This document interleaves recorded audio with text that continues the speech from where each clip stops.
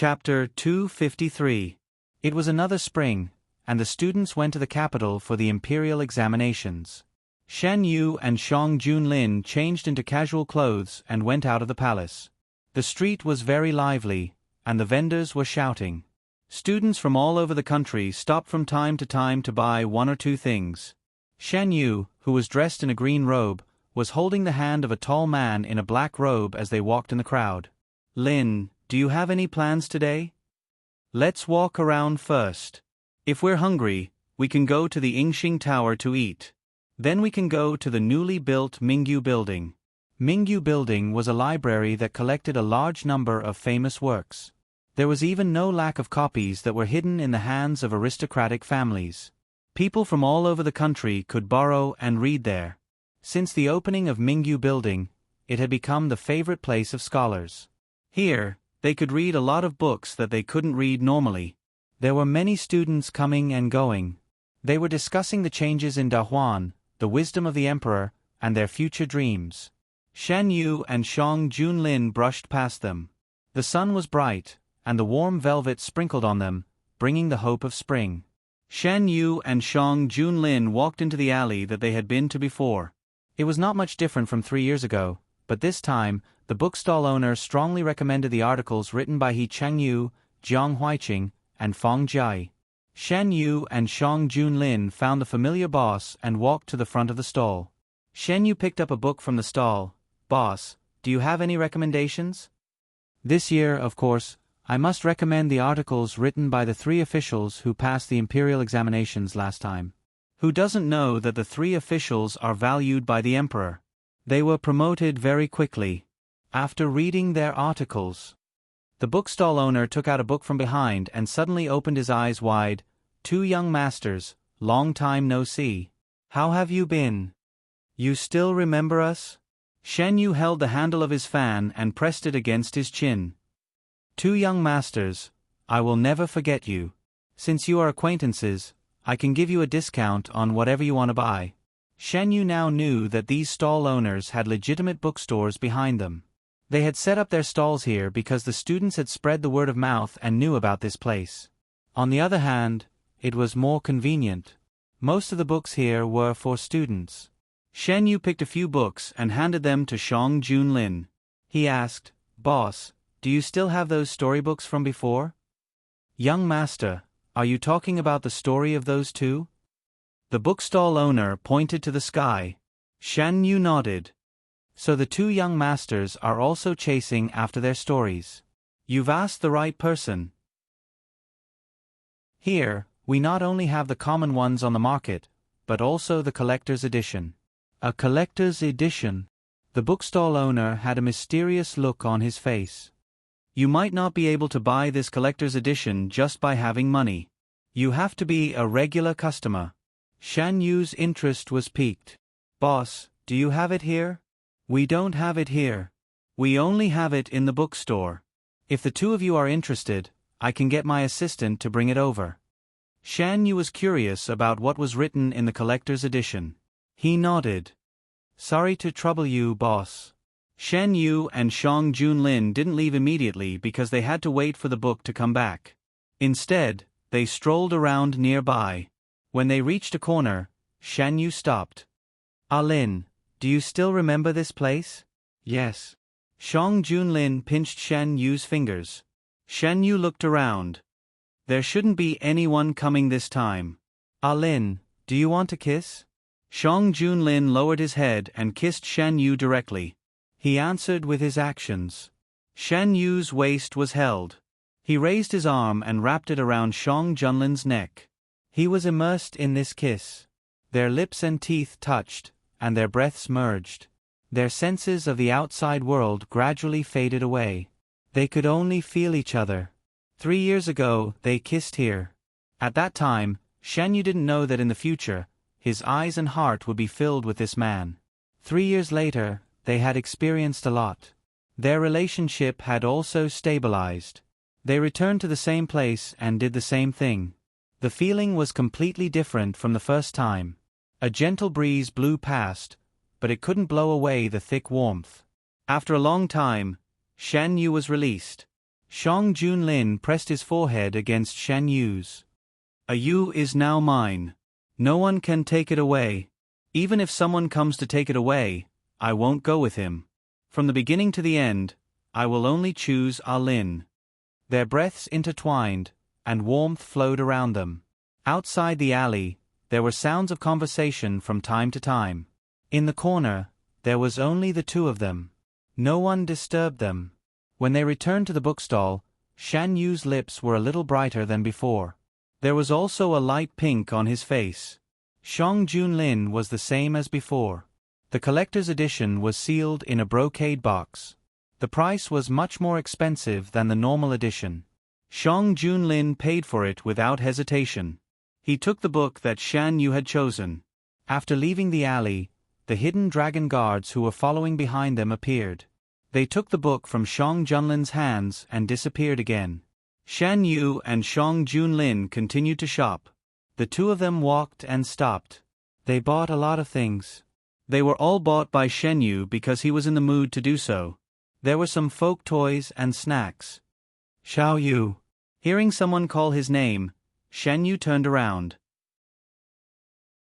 A young man in white stood in the crowd and looked at him. Ji Wuwang. Shen Yu held Shang Junlin's hand and walked over. Your eyes. Shan Yu looked at the young man in white who was slightly taller than him. The white cloth covering the young man's eyes was gone. Without the white cloth covering them, Shan Yu realized that the two of them looked even more alike.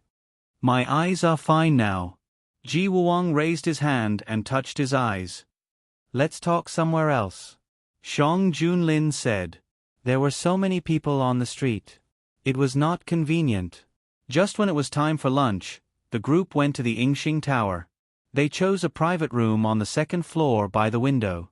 Ji Wuwang sat opposite the two of them. How is the Ji family now? Shan Yu poured tea for the three of them and asked. Most of the family members have moved out. Now that the world is peaceful, they have adapted well. If there was a choice, no one would want to live a closed life.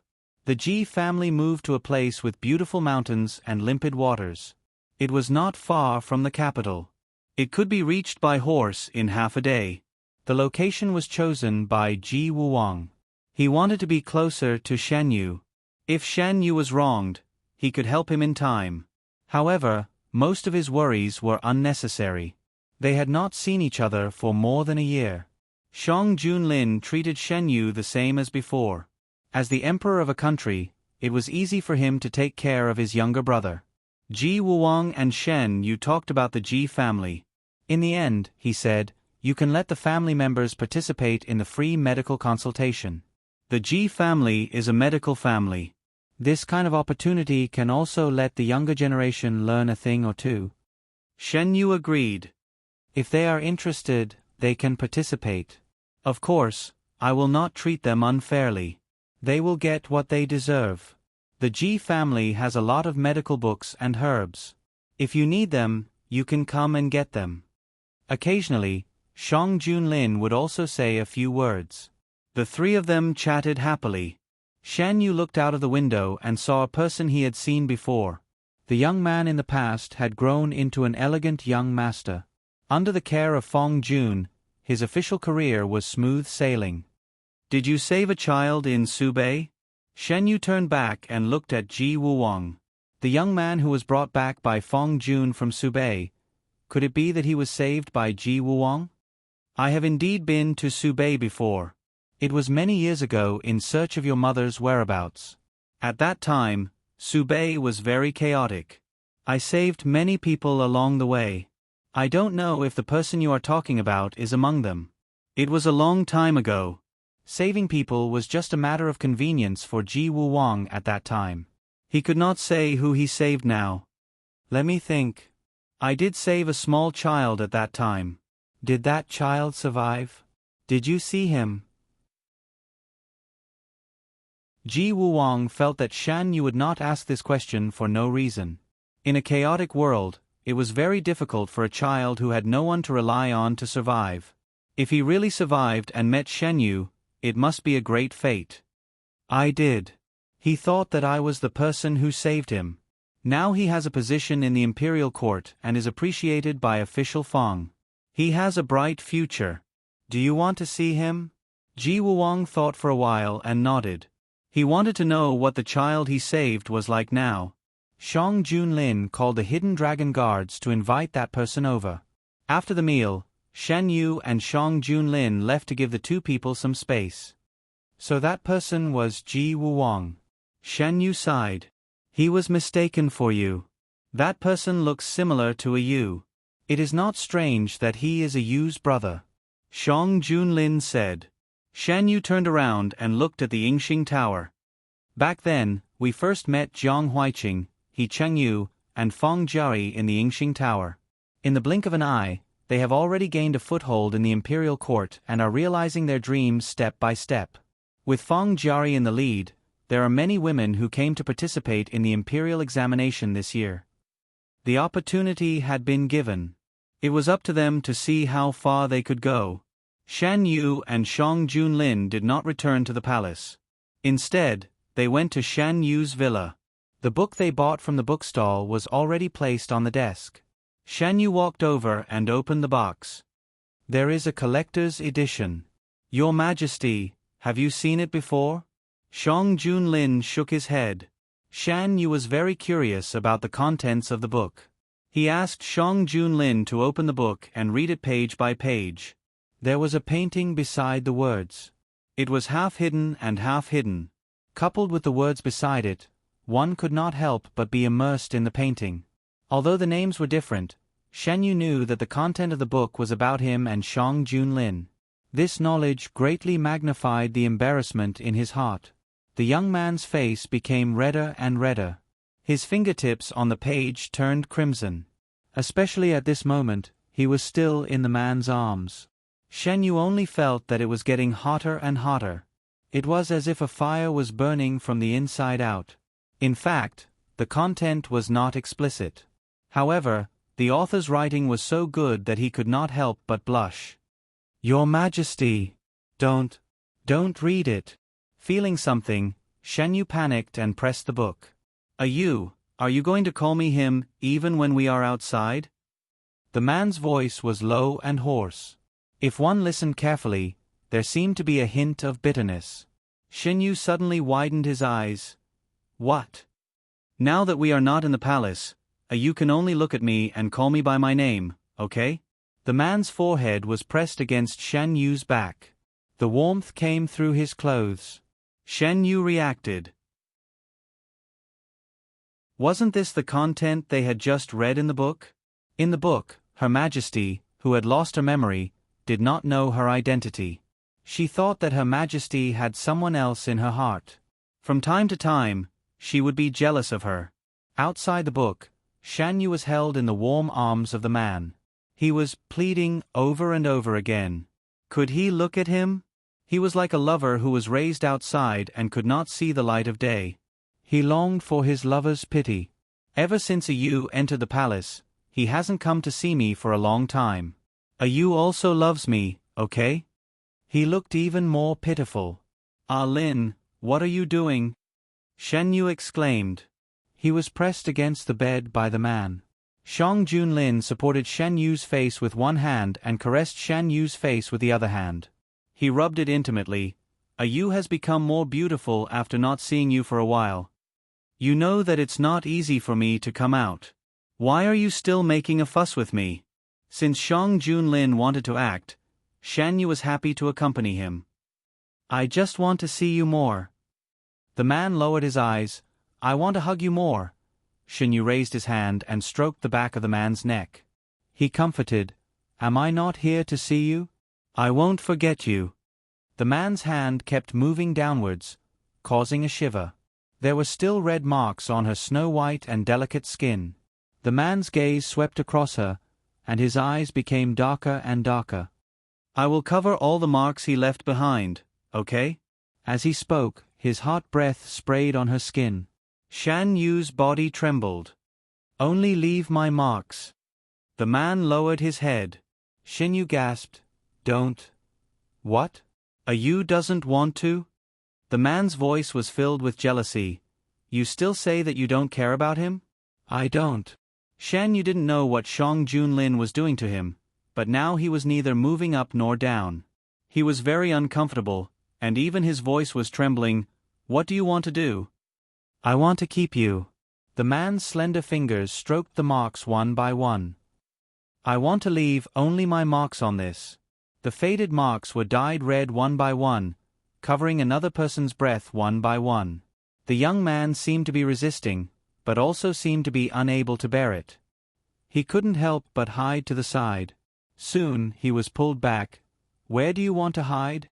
The man's arms were strong and firmly shackled the person in his arms. Shan Yu was in his arms and couldn't escape. I don't want to hide. Under the gravity, his voice even sounded like he was crying. This made the man even more excited. He hugged the young man in his arms tightly and left a string of kisses on his face. Shan Yu liked the feeling of kissing. When he felt another person's warmth on his lips, he couldn't help but chase after him. His behavior pleased the man.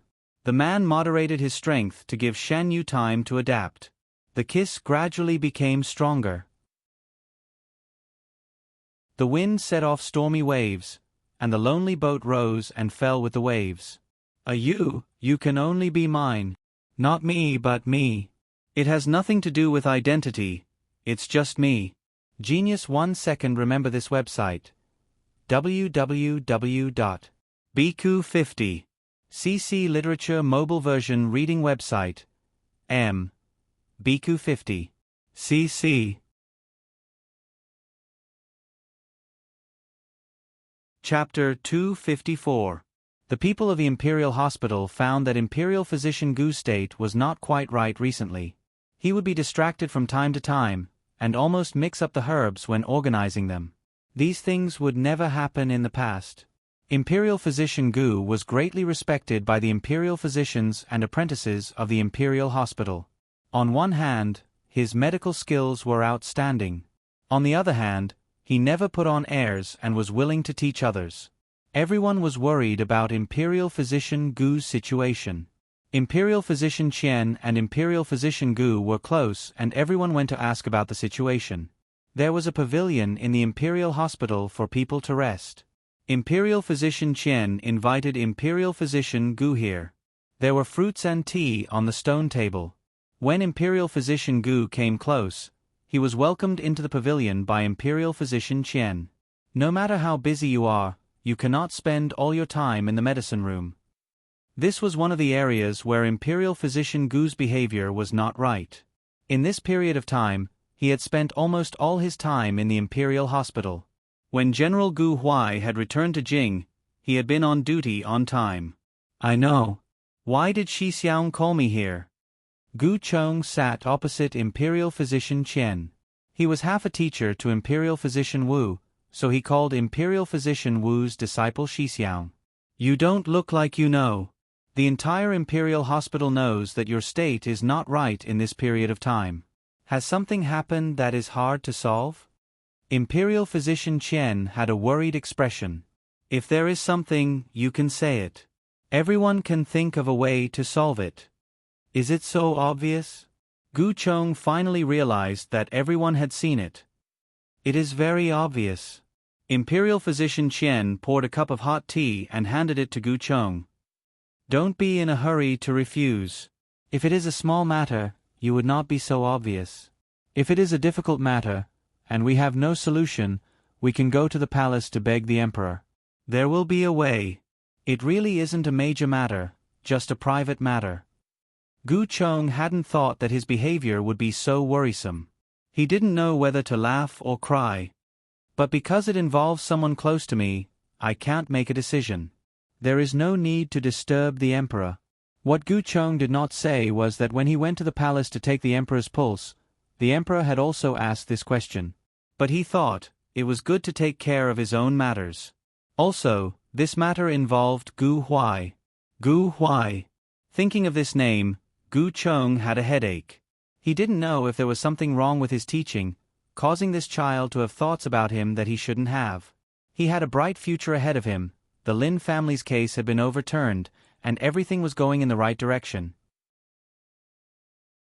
Yet, something like this happened. Gu Chong couldn't help but recall what had happened that day. As usual, he was making medicine in the pharmacy at home when Gu Huai suddenly barged in and hugged him from behind. At that time, Gu Chong didn't feel anything was wrong. Ever since he picked Gu Huai up, he and Gu Huai had become close friends. Gu Huai liked to hug him from behind when he was young. When he was younger, Gu Huai was very insecure due to his childhood experiences. He often woke up in the middle of the night and fell ill. At that time, Gu Huai would stay by his side the whole night. When he was about to wake up, Gu Chong would gently pat him on the back and coax him back to sleep. He didn't think much of it.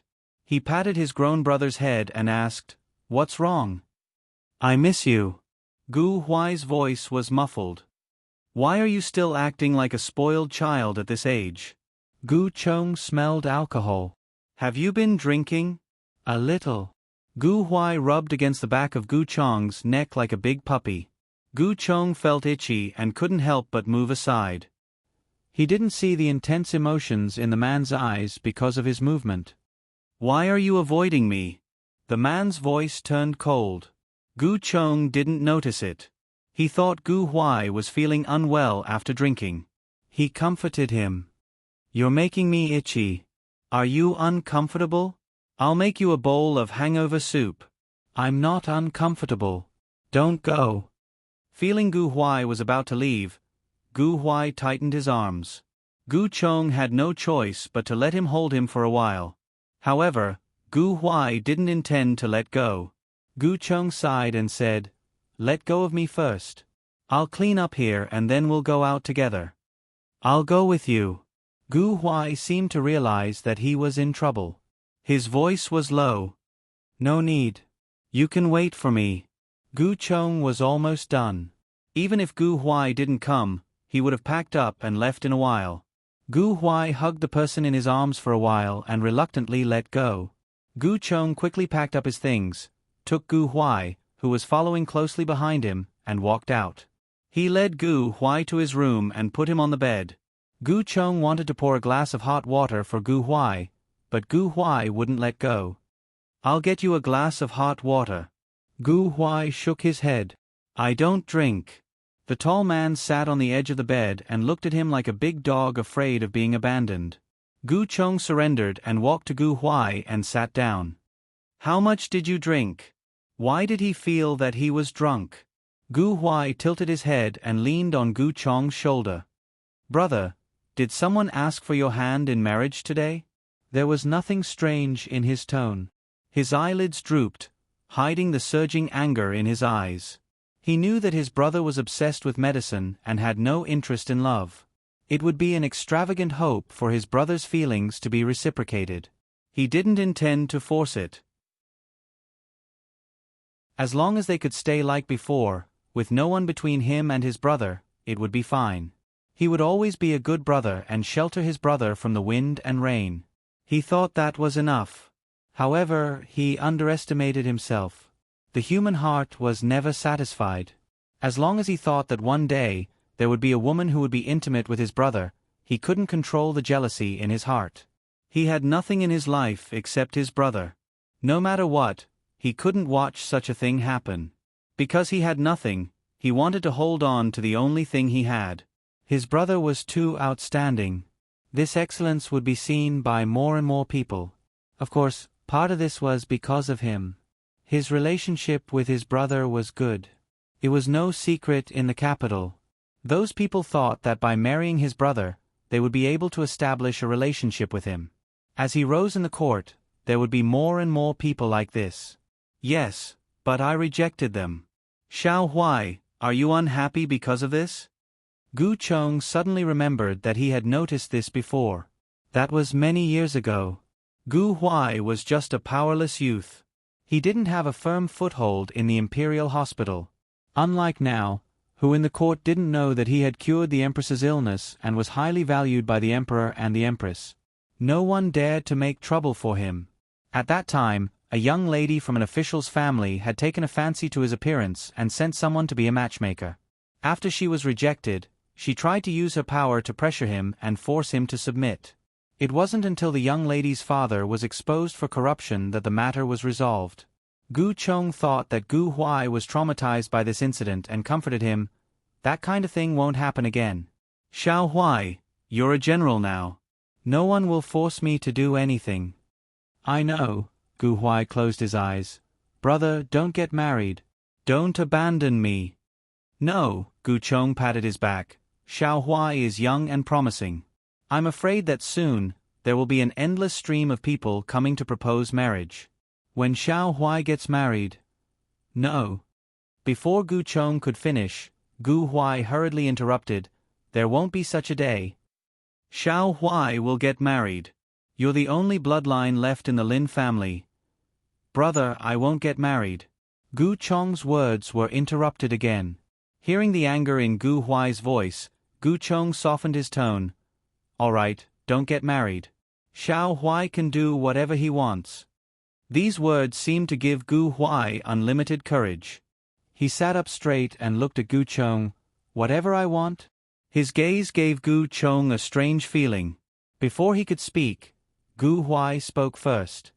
What if I say, I want to be with brother forever? Won't we always be together? No, what I mean is, like His Majesty and the Empress together. Brother, I like you. The kind of like that I want to marry you. The man's eyes were burning. Gu Chong didn't see a trace of joking in them. He opened his mouth but found that he couldn't say a word. After a long while, he heard his own voice. Xiao Huai, you're just too dependent on me. You can't differentiate between different kinds of feelings. You'll understand in the future that these are different. Gu Huai stared at Gu Chong. The fire in his eyes seemed to set him on fire.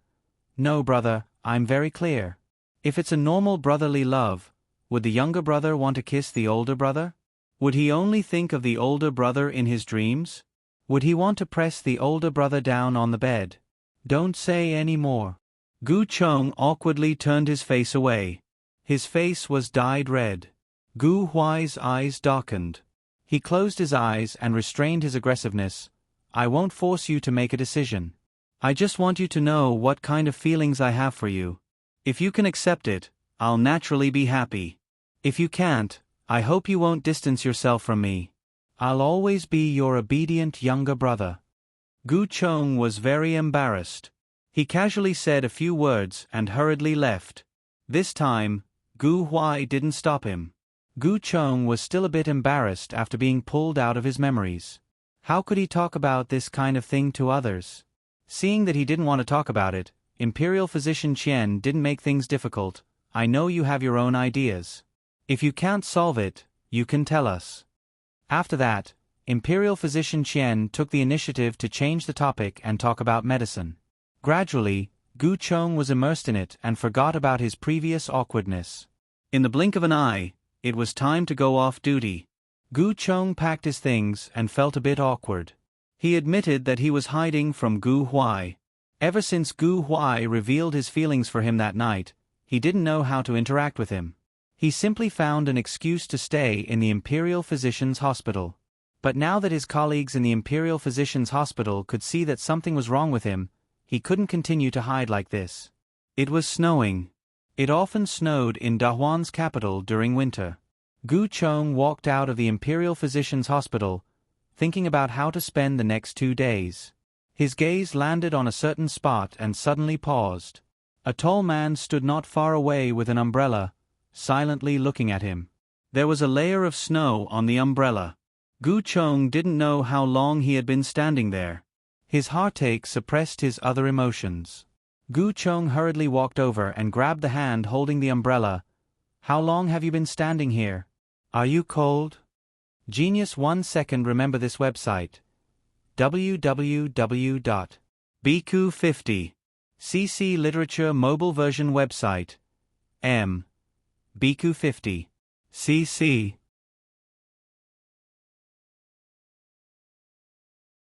Chapter 255.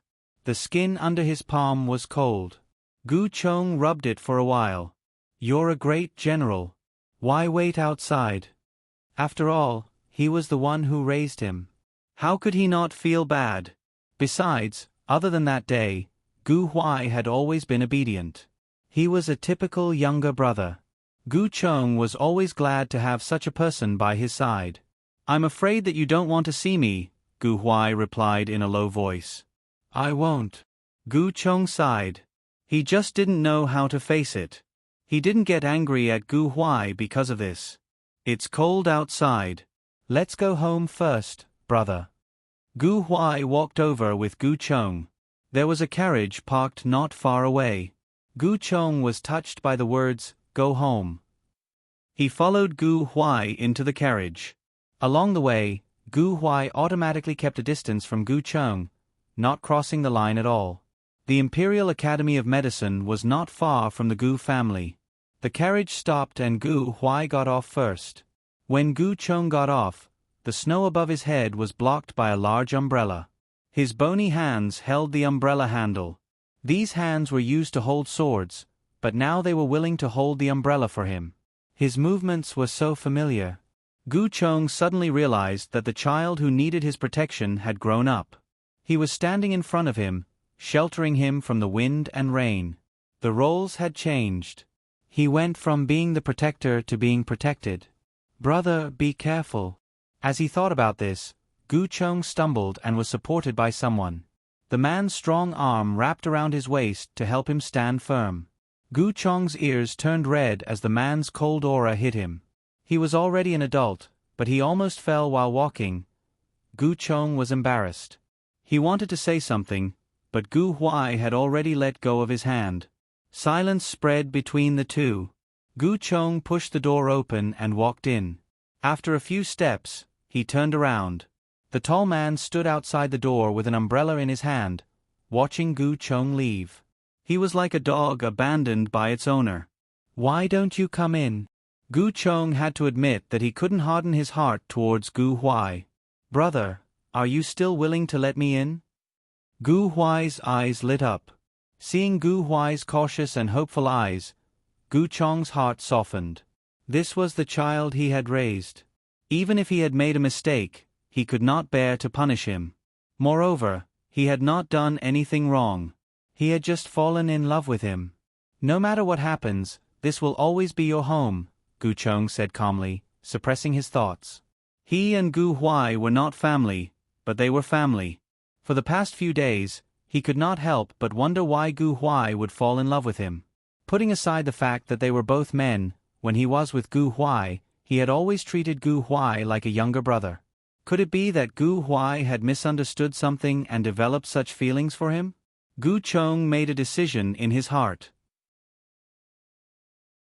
He would find a time to make it clear to Gu Huai that he would always be Gu Huai's brother. Nothing else. The two lived in peace for a period of time and tacitly did not bring up that topic again. Everything seemed to have returned to the past. The waves caused by the confession had calmed down. However, this was only what it looked like. When they were together, it was impossible to act as if nothing had happened. Gu Huai could feel that Gu Cheng was consciously distancing himself from him. It was not the kind of distance where he wanted to distance himself from him. Instead, it was the kind of distance where he wanted to pull him onto the right track and avoid intimacy. Although Gu Huai was right in front of him, there seemed to be an invisible barrier between the two of them, preventing him from touching the real person. After that day, Gu Huai also wondered if he should not have brought up this matter. However, he was unwilling. He did not want to see another intimate person appear by his brother's side one day. Whenever he thought that his brother's gaze and gentleness would be on that person, he would go crazy with jealousy. He could not bear the possible consequences. Therefore, he had to let his brother know his feelings. Without destruction, there would be no construction. Only by bringing up the matter could it develop in the direction he wanted. As the end of the year approached, Gu Cheng and Gu Huai went to buy the things they would need for the new year. In the past, they had done it together. Gu Cheng was in charge of choosing and Gu Huai was in charge of carrying things. Seeing a ready-made clothing store, Gu Cheng pulled Gu Huai into it. This year, Gu Huai had grown a lot taller. Gu Cheng had also made great contributions to the Empress and received many rewards. He had accumulated a lot of savings and wanted to make some new clothes for Gu Huai. Gu Huai saw Gu Cheng signal to the store staff to take his measurements. He asked, "Brother, are you going to make new clothes for me?" Yes. You're growing fast. After spring, many of your old clothes can't be worn anymore. Since you're free now, let's make a few more. Brother, don't just focus on me. Make some for yourself too. In the end, both of them made a lot. After setting a date to collect the clothes, the two were happily sent out by the store owner who had received a large order. Customers, don't worry. My store has made clothes for many high officials and nobles. The quality and style are guaranteed. After walking for a while, Gu Huai slowly came over. Brother. What's wrong? Gu Chong was in a good mood. Brother, do you want to take a look at the mansion His Majesty gave me? That was the Lin family's mansion. After it was given to Gu Huai, the emperor had ordered people to renovate it. Gu Chong had only been there at the beginning. Later, Gu Huai himself lived in the Gu family and would not go there.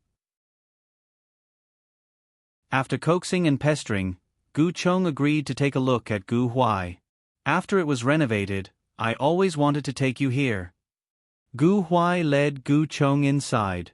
The general's mansion was solemn. Walking inside, Gu Chong suddenly felt like time was passing. This is the martial arts field. His Majesty asked me what style I wanted.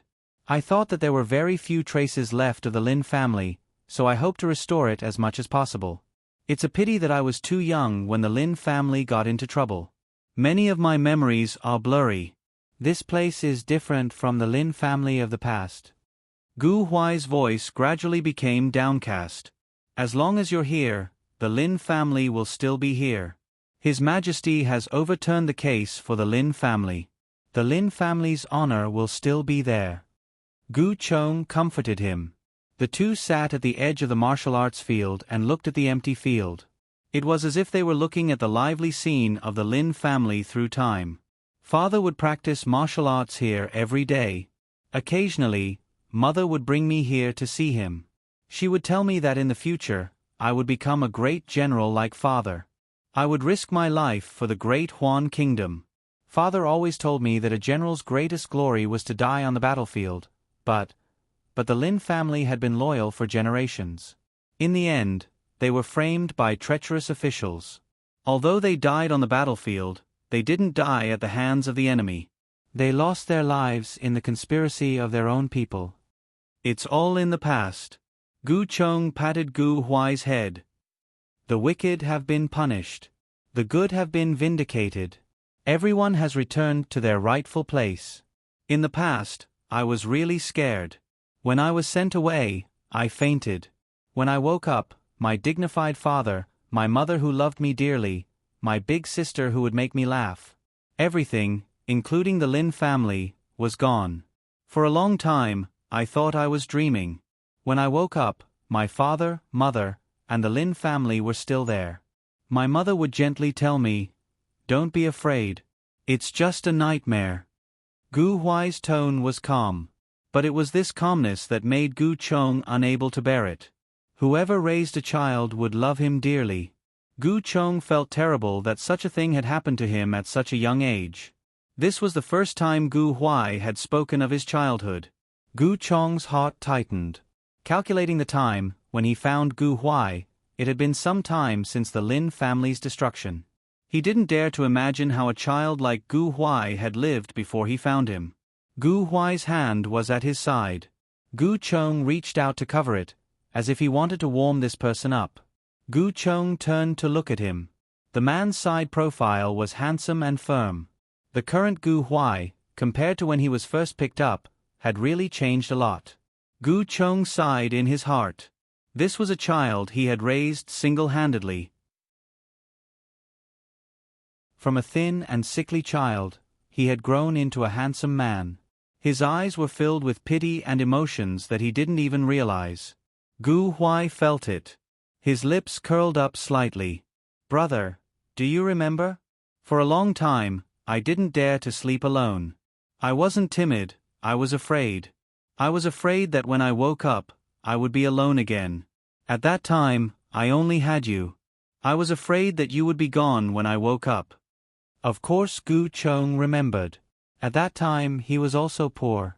He had prepared a small bed for Gu Huai. Who would have thought that when he woke up in the middle of the night, he would find a small figure curled up beside him? After asking, he found out that the child often came to him in the middle of the night and left before he woke up. No wonder he didn't notice. When I asked you, you only said you were afraid of the dark. I didn't know. This has nothing to do with you. Gu Huai interrupted Gu Chong. It's me who didn't tell you. How did you survive before you met me? Didn't you have servants to protect you? How did you end up in such a sorry state? Gu Chong remembered clearly that when he found Gu Huai, there was no adult by his side. On a rainy night, a child in tattered clothes had collapsed beside the house he rented at the time, suffering from a high fever. If he hadn't met him, he wouldn't have survived so easily. Something happened. A few people were disloyal and wanted to hand me over for a reward. I saw through them and escaped under the protection of a few loyal servants. Gu Huai made light of the situation, but the actual situation was far more dangerous than he made it out to be. At that time, someone leaked the news and the people who were supposed to help them were replaced. There weren't many people protecting him to begin with.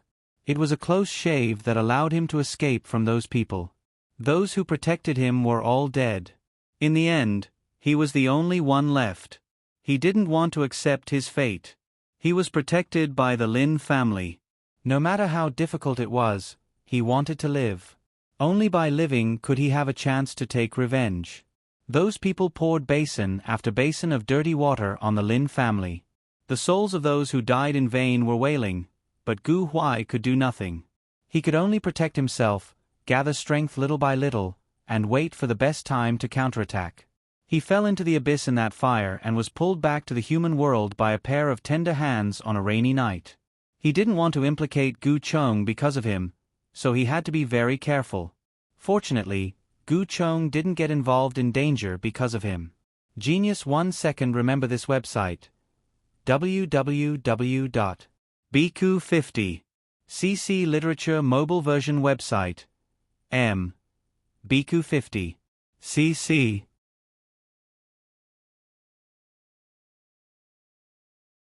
Chapter 256. Under such circumstances, Gu Chong could not help but nod in agreement. Gu Huai was very happy, his face overflowing with joy. Gu Chong watched, seeing him emerge from his childhood memories, and smiled faintly. Brother, don't hide from me anymore. Gu Huai suddenly turned around and hugged Gu Chong. Gu Chong instinctively wanted to push him away. Sensing his intention, Gu Huai said dejectedly, "Can't I even be close to my brother now? You used to let me hug you." Hearing the faint reproach in Gu Huai's tone, Gu Chong could not help but reflect on himself. Had he overreacted? Gu Huai had been clingy since he was young. Would his alienation have a bad influence on the child? Moreover, Gu Huai was just hugging him. There was nothing wrong with him. He was his only family. Hugging him would not hurt him.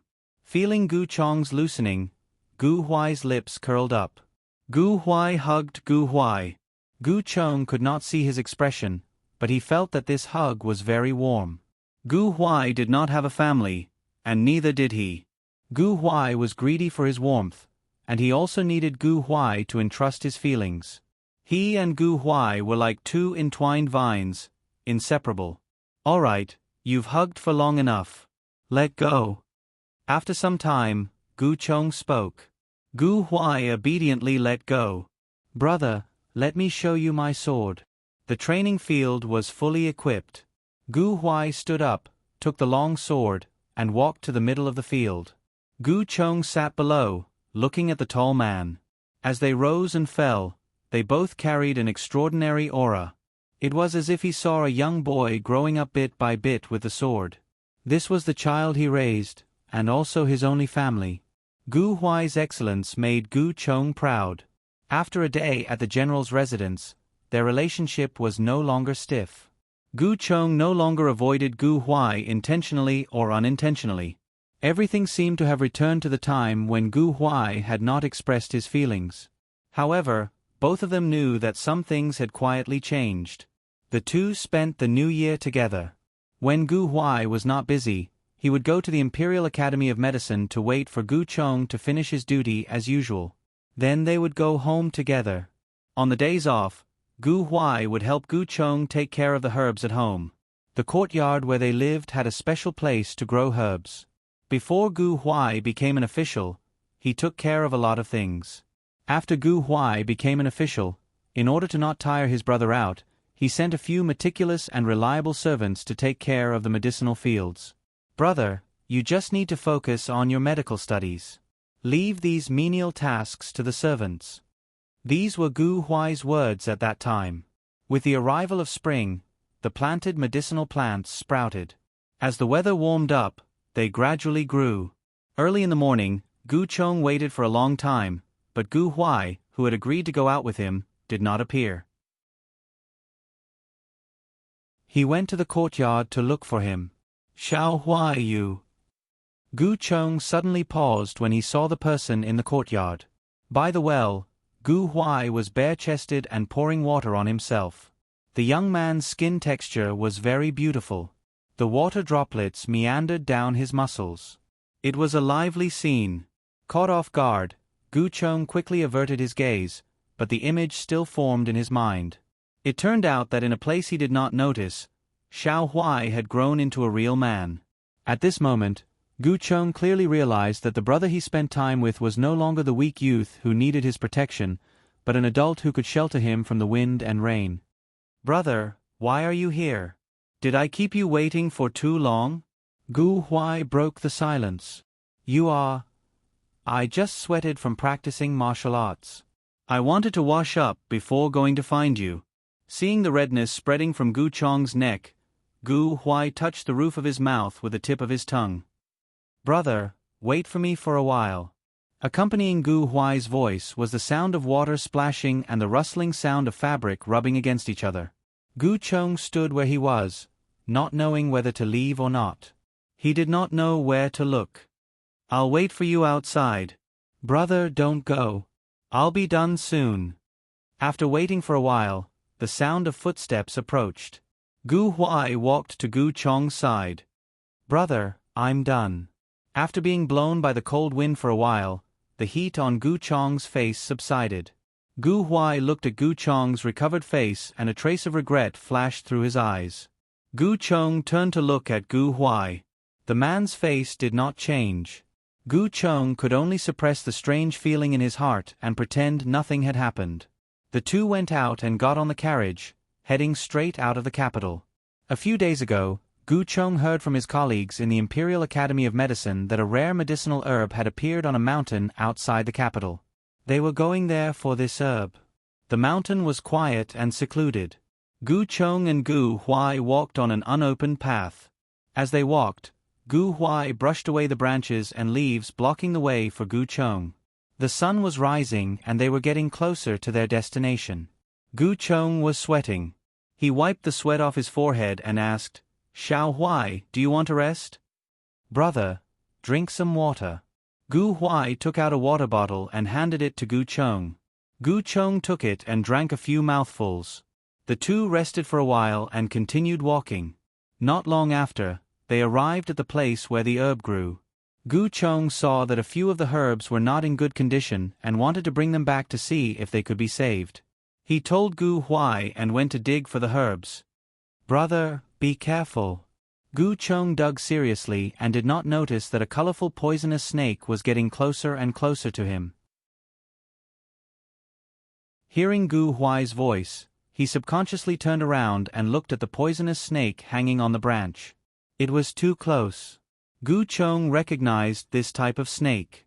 It was very poisonous. If he was bitten and did not treat it in time, he would most likely lose his life. Fear overpowered all reactions. He froze in place, afraid that any movement would cause the snake to attack. As he was thinking about how to avoid the snake's attack, a branch shot straight at him and pierced through the snake's body, nailing it to the tree trunk. It was Gu Huai. Gu Huai quickly ran to Gu Chong's side and pulled him aside. Only when he was sure that Gu Chong was fine did he let out a sigh of relief. Gu Huai held Gu Chong tightly in his arms. He raised his hand with difficulty and patted the man's back. I'm fine. Don't be afraid. I'm fine now. Gu Huai did not say anything. His heart was still beating wildly. When he found that the snake was too close to Gu Cheng, his hands were shaking. He had never been so scared before. After this incident, it was already late. Gu Cheng packed up and went down the mountain with Gu Huai. He knew that Gu Huai was frightened. When he was held, he felt the man's body trembling. On the way back, Gu Huai held Gu Cheng's hand and said in a low voice, "Brother, don't do such a dangerous thing next time. If you need any herbs, let me know. I'll get someone to pick them." "Okay." Gu Cheng touched Gu Huai's head. He was just frightened at the time. Now he was fine. He had brought the snake back. The more poisonous the snake, the better the effect of the medicine. On the other hand, Gu Huai was still scared. In fact, before coming this time, Gu Huai had asked others to come. It was Gu Cheng who insisted. Gu Huai could not persuade him and had to come along. Gu Cheng didn't expect to encounter such a thing. After returning home, Gu Cheng made Gu Huai a calming medicine and watched him take it. "Rest for a while. I'll go outside and clean up." "I'll go with you." Gu Huai followed behind Gu Cheng like a little tail. He was very anxious and did not want Gu Cheng to leave his sight. After this incident, Gu Cheng found that Gu Huai was even more clingy to him. If not for Gu Cheng's insistence, Gu Huai would have clung to him even at night. The moonlight shone on the ground. Gu Cheng heard the sound of water. He followed the sound and saw Gu Huai waving at him from the water. Under the moonlight, everything was hazy and unpredictable. Gu Cheng did not know why Gu Huai was in the water. He could not help but step in and walk to the man. "Brother," skin to skin, Gu Cheng felt the firm muscles on Gu Huai's body. The man's low and hoarse voice sounded in his ears. Their fingers lingered and water droplets slid down. His body was getting hotter and hotter. The surrounding environment had changed. He lay under Gu Huai and kissed the direction of the water droplets. "Brother, do you like it?" Gu Cheng's mind buzzed and he suddenly opened his eyes. So it was a dream. But why would he have such a dream? Gu Cheng sat up with a wooden face. He was not an ignorant teenager. Of course, he knew what such a dream meant. He just could not understand why he had such a strange dream. The main characters in the dream were still Gu Huai and himself. His first reaction was that he was glad that he did not agree to Gu Huai's request to sleep with him. Gu Cheng got up silently and changed into clean clothes. He threw away the dirty clothes. Out of sight, out of mind. Gu Huai found that Gu Cheng was avoiding him again. But this time, there was a slight difference. He was not avoiding anything. He was just being awkward. He was considerate and did not ask much. He continued to get along with Gu Cheng as before. Gu Cheng was embarrassed for a few days. He tried not to show any abnormalities in their daily interactions. One day, Gu Cheng was stopped by an imperial physician in the imperial hospital. Someone had asked him to ask for Gu Cheng's opinion. They wanted to matchmake Gu Huai and his youngest daughter. Lord Yao only has this one daughter in his family. She's intelligent and well-mannered. Gu Cheng knew that with Gu Huai's age and ability, this day would come sooner or later. But he did not expect it to come so soon. Later, Gu Huai came back from his shift. Seeing Gu Cheng waiting for him in the courtyard, he smiled and walked over.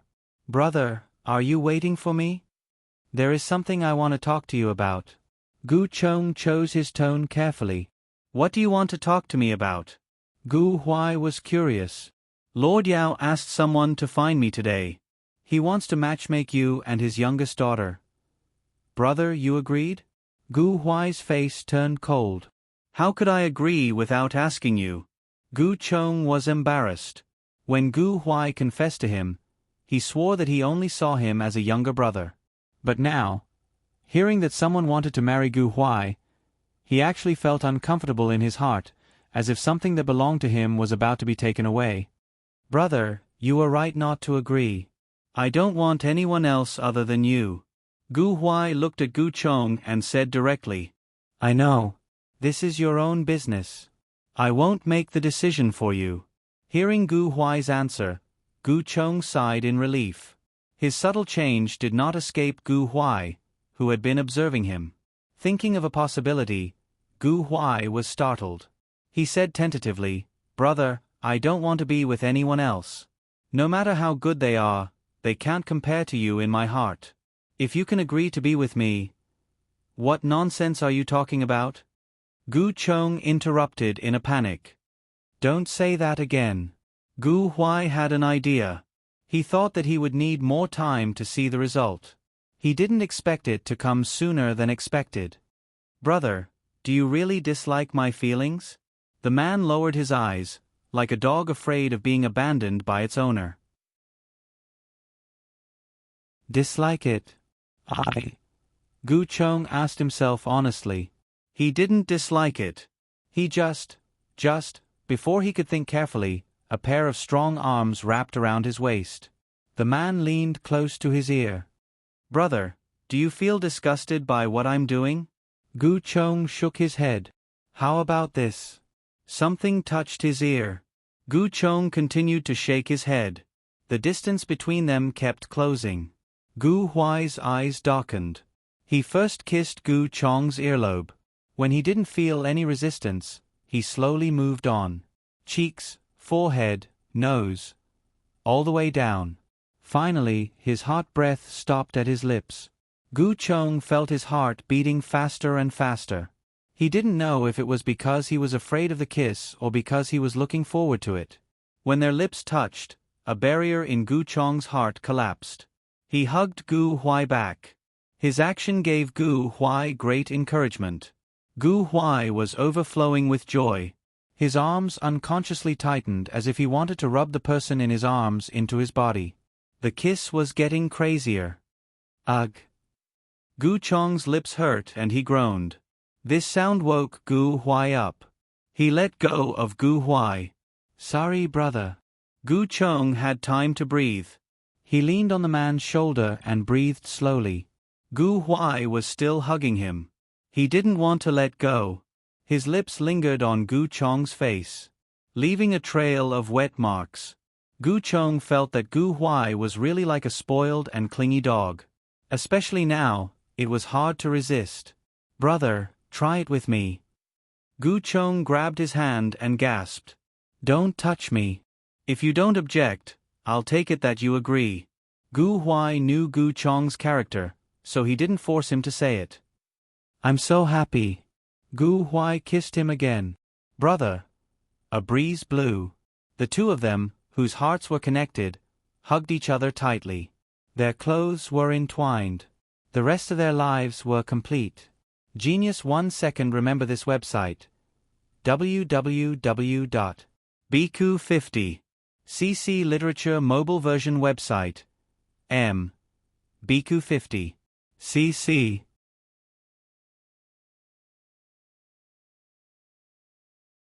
Chapter 257.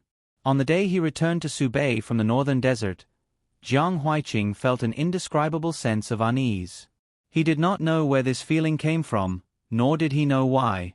He could not figure it out, so he thought it was because he was homesick. Very few people knew about his movements. This time, only He Chengyu, who had been covering for him, knew about his return.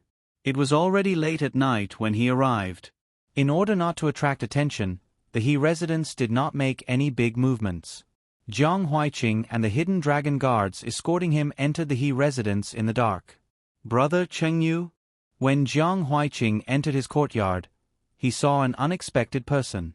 "Sorry, I cannot hold a welcome banquet for you. Huaiqing, you have worked hard." He Chengyu took 2 steps forward, as if he wanted to get closer to Jiang Huaiqing, but for some reason, he stopped halfway. "There is no need for such trouble." Jiang Huaiqing stood in the same spot. "I have troubled official He for this period of time." "Huaiqing, why are you so distant from me?" He Chengyu's fingers that were hanging in his sleeves curled up. Jiang Huaiqing did not know what to say. They had not seen each other for almost a year. Whether it was He Chengyu or him, they had changed a lot. The man standing in front of him had an imposing aura. Even in the northern desert, he had heard a lot of news about He Chengyu. After taking power in Subei, He Chengyu reorganized the government and reformed the old system. In the shortest time possible, he turned Subei back on the right path. Under his leadership, Subei had begun to flourish. Before they arrived at the He residence, Jiang Huiqing had observed the lives of the people in Subei. Compared to when they had just arrived, it was completely different. Now, the people in Subei lived and worked in peace. They did not have to worry about being attacked by outsiders. They could live their own lives. Everyone had a happy smile on their faces. Everywhere was full of vitality. The man standing in front of him was the one who brought about this change in Subei. Jiang Huiqing had always known that He Chengyu was very outstanding, but he had never expected him to achieve so much in such a short time. Little did he know that half of the reason why He Chengyu could achieve so much was because of him. The two of them looked at each other. It seemed like something had changed, but it also seemed like nothing had changed. He Chengyu struggled to suppress the feelings in his heart. In the end, he was defeated under Jiang Huiqing's gaze. He strode forward quickly, not giving Jiang Huiqing a chance to react, and directly pulled her into his arms. Let him be selfish this time. He Chengyu thought. Huiqing, it's good that you came back safely. A hug dispelled the estrangement between the two of them. Jiang Huiqing's eyes were hot, and he reached out to hug her. I'm back. I miss you, Huiqing. He Chengyu's voice was lower than usual. Jiang Huiqing wanted to see his expression, but he was held in the man's arms and couldn't move, so he had to give up. I miss you too. After being hugged for a while, Jiang Huiqing whispered. He Chengyu was the first person he met who was so compatible with him. They were like-minded, knowledgeable, and had a pleasant conversation. If not for this, Jiang Huiqing wouldn't have gone with He Chengyu just to help him out. He Chengyu's existence filled the gap between Jiang Huiqing and Jiang Huiqing after the death of his teacher. He Chengyu was a close friend to Jiang Huiqing, an older brother, or perhaps there were other feelings that the master hadn't discovered yet. Can you tell me about the northern desert? After a quarter of an hour, He Chengyu restrained himself and let go of her. Jiang Huiqing was still a little reluctant. He hugged He Chengyu's waist and rubbed his shoulder. Back in Dahuan, he didn't need to be the flawless Mr. Yufeng anymore. He was just him, Jiang Huiqing, a young man who had just entered the officialdom. He didn't need to be perfect. He Chengyu barely stopped himself from hugging Jiang Huiqing again. The joy and excitement in his heart were much more than Jiang Huiqing's. In this year, not only did his feelings for Jiang Huiqing not disappear because they couldn't see each other, but it also deepened his feelings. It's late. Let's go inside first. He Chengyu's voice was slightly hoarse. That's right. It's not good to stand outside all the time. We haven't seen each other for so long. I have a lot to say to you. The two entered the house. The person who played Jiang Huiqing had already left. Jiang Huiqing looked around. The furnishings in the house were the same as when he left. Just tell me if there's anything you want. He Chengyu followed behind him. The decorations here are the same as when you left. If there's anything you don't like, just tell me directly. Everything is to my liking. It's already so late. Brother Chengyu, why don't you go and rest first? After entering the house, Jiang Huiqing realized that it was already late. He was too excited to sleep because he returned to Dahuan, but He Chengyu was not necessarily not sleepy. It's okay. I'm usually busy with work until late. Besides, we haven't seen each other for a long time. I also want to talk to you more. Since He Chengyu said so, Jiang Huiqing didn't refuse anymore. He picked some things that could be said to He Chengyu. After going deep into the northern desert, Jiang Huiqing realized how different the northern desert was from Dahuan. At first, I wasn't used to the lifestyle of the northern desert people. I thought that it would be best if I could come back as soon as possible. Later, I got used to it and felt that it was okay. I had too many things to think about and didn't have the energy to think about other things. Only when the situation stabilized could I breathe a sigh of relief. At that time, I really missed the days in Dahuan. Sometimes, when I encountered something interesting, I always wanted to share it with Brother Chengyu. Unfortunately, at that time, I couldn't even write a letter to De Juan. There couldn't be any mistakes. I could only silently remember it in my heart. Maybe one day, I could travel the northern desert with Brother Chengyu. Chengyu's heart softened. He knew that Jiang Huiqing didn't have that kind of feelings for him at the moment. However, this didn't stop him from being happy about it. He was a special person in Jiang Huiqing's heart. This knowledge made Chengyu's heart boil. He told himself over and over again that he couldn't scare Jiang Huiqing. He had to do it step by step. Most of the time, it was Jiang Huiqing talking and Chengyu listening. Unknowingly, the outside of the window gradually brightened. The candles burned to the bottom and Jiang Huiqing stopped talking. It's daybreak. After daybreak, everything returned to normal. Jiang Huiqing slowly appeared in front of everyone after recovering from a serious illness.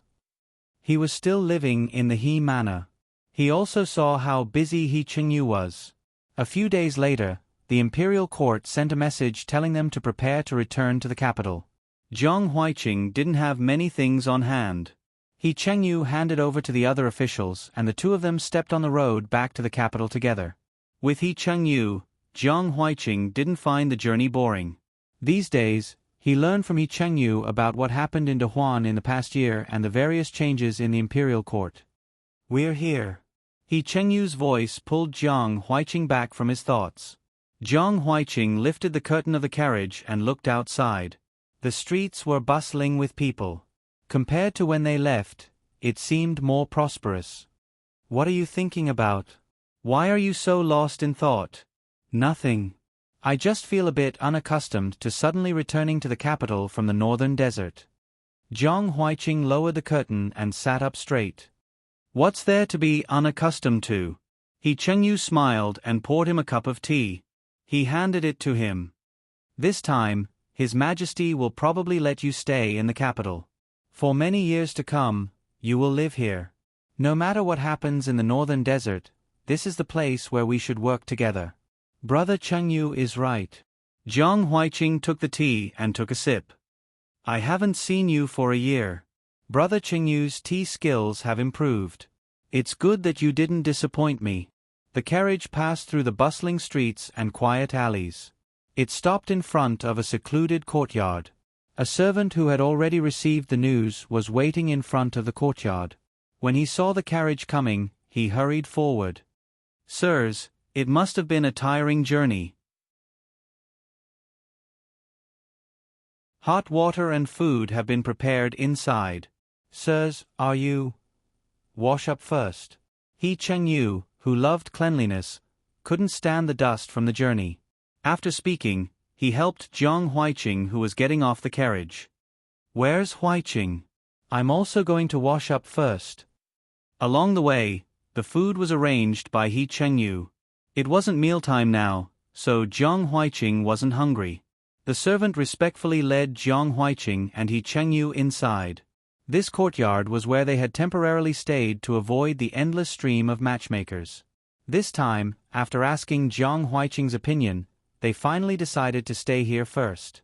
Their rooms were close to each other. When they reached his room, Jiang Huiqing bid farewell to Chengyu and entered his own room. The servant quickly prepared the hot water. Jiang Huiqing took off his clothes and soaked in the hot water. He sighed softly. The hot water washed away his tiredness. Jiang Huiqing soaked for a while and reluctantly got out of the bathtub. He changed into a clean set of clothes and went out. Chengyu had already tidied himself up and stood outside. When he saw Jiang Huiqing coming out, he walked over. Huiqing, do you want to rest at home or go out for a walk? I'll rest for today. I have to go to the palace later. He had to go to the palace and personally report to the emperor about the northern desert. Jiang Huiqing had made a great contribution to the northern desert. He went to the palace and brought back countless rewards. Chengyu accompanied him to pack up these things. In the future, I'll have to rely on Huiqing to take care of me. Brother Chengyu, what are you talking about? There's no need to be so polite between you and me. After returning to the capital, they didn't have a new position for the time being. After reporting what they had done last year, they had a long break. He Chengyu received a letter from home saying that his sister had found a good husband and had given birth to a son this year. He was now an uncle and asked if he had time to go home. He Chengyu had promised to celebrate the new year with Jiang Huiqing. He couldn't help but feel a little embarrassed. Jiang Huiqing didn't know about this because he had an appointment with He Chengyu to buy something.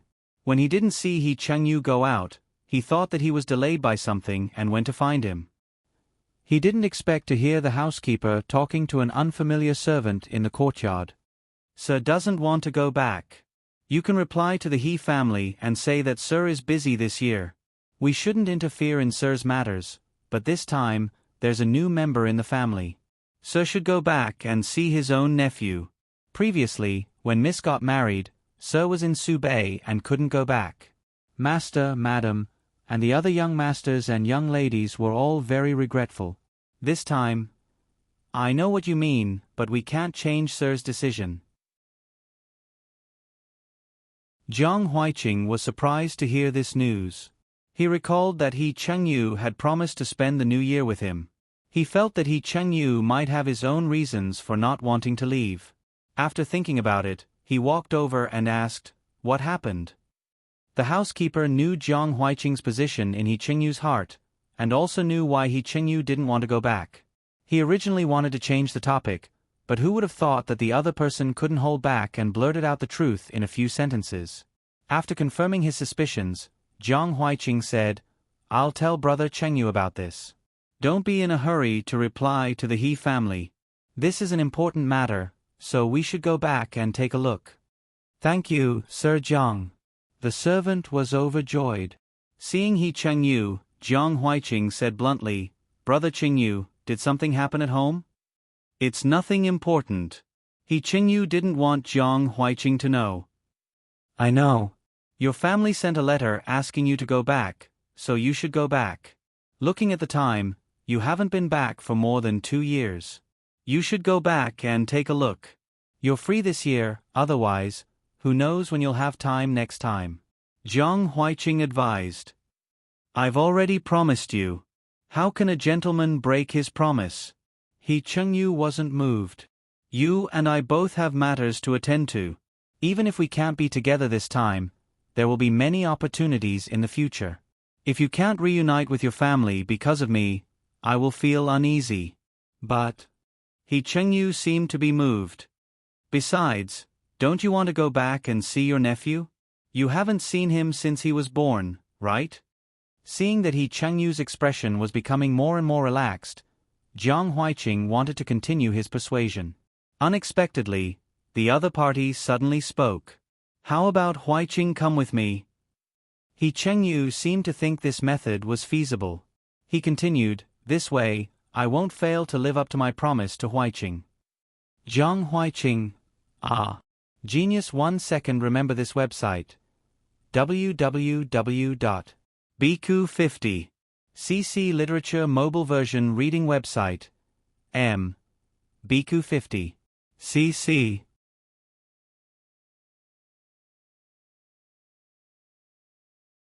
Chapter 258. He Chengyu didn't give Jiang Huiqing a chance to refuse and quickly made a decision. By the time Jiang Huiqing reacted, the matter had already been settled. "You're going back to see your family. It's not good for me to go, right?" Jiang Huiqing tried to make a final struggle. "What's not good about it?" "Huiqing, you said before that you wanted to be my younger brother. Since you and I are brothers, my family is naturally your family. Do you want me to be a person who breaks my promise?" He Chengyu said. Jiang Huiqing wanted to say that he really didn't mind being alone. He had been alone for so many years, but this year, he had some expectations and felt that he didn't need to be alone. Now that he had returned to his original state, it was nothing. But when he looked into He Chengyu's eyes, they were filled with anticipation and the master was trying to hide his nervousness. Jiang Huiqing's heart suddenly softened. Brother Chengyu was afraid that he would refuse. In a daze, Jiang Huiqing agreed. He Chengyu's eyes flashed. He quickly ordered the servants to pack up. If they wanted to go back, they had to leave as soon as possible. Jiang Huiqing didn't need to do anything. He Chengyu took care of everything very well. He even packed the luggage and took the carriage to Jiangnan. The He family of Jiangnan had already received the news in advance that He Chengyu was bringing someone back. In order to make Jiang Huiqing feel at ease in the He family, He Chengyu nagged a lot. He Chengyu's father was now the head of the He family. When he received his son's letter, the head of the He family was speechless. "Look at your good son's letter.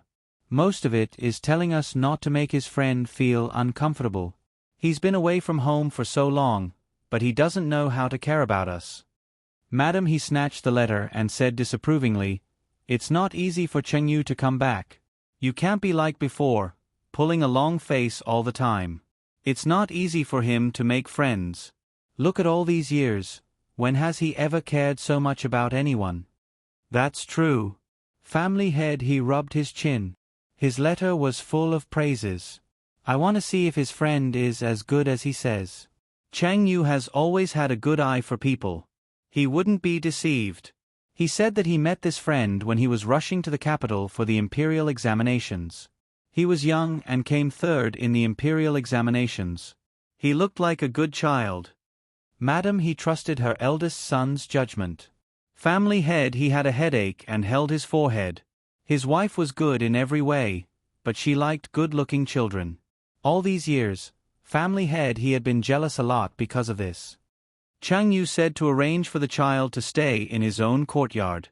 "Should we arrange a separate place for the child, or do we follow the instructions in the letter?" "Let's arrange for him to stay in Chengyu's courtyard. His courtyard is big enough. Moreover, the child is unfamiliar with this place.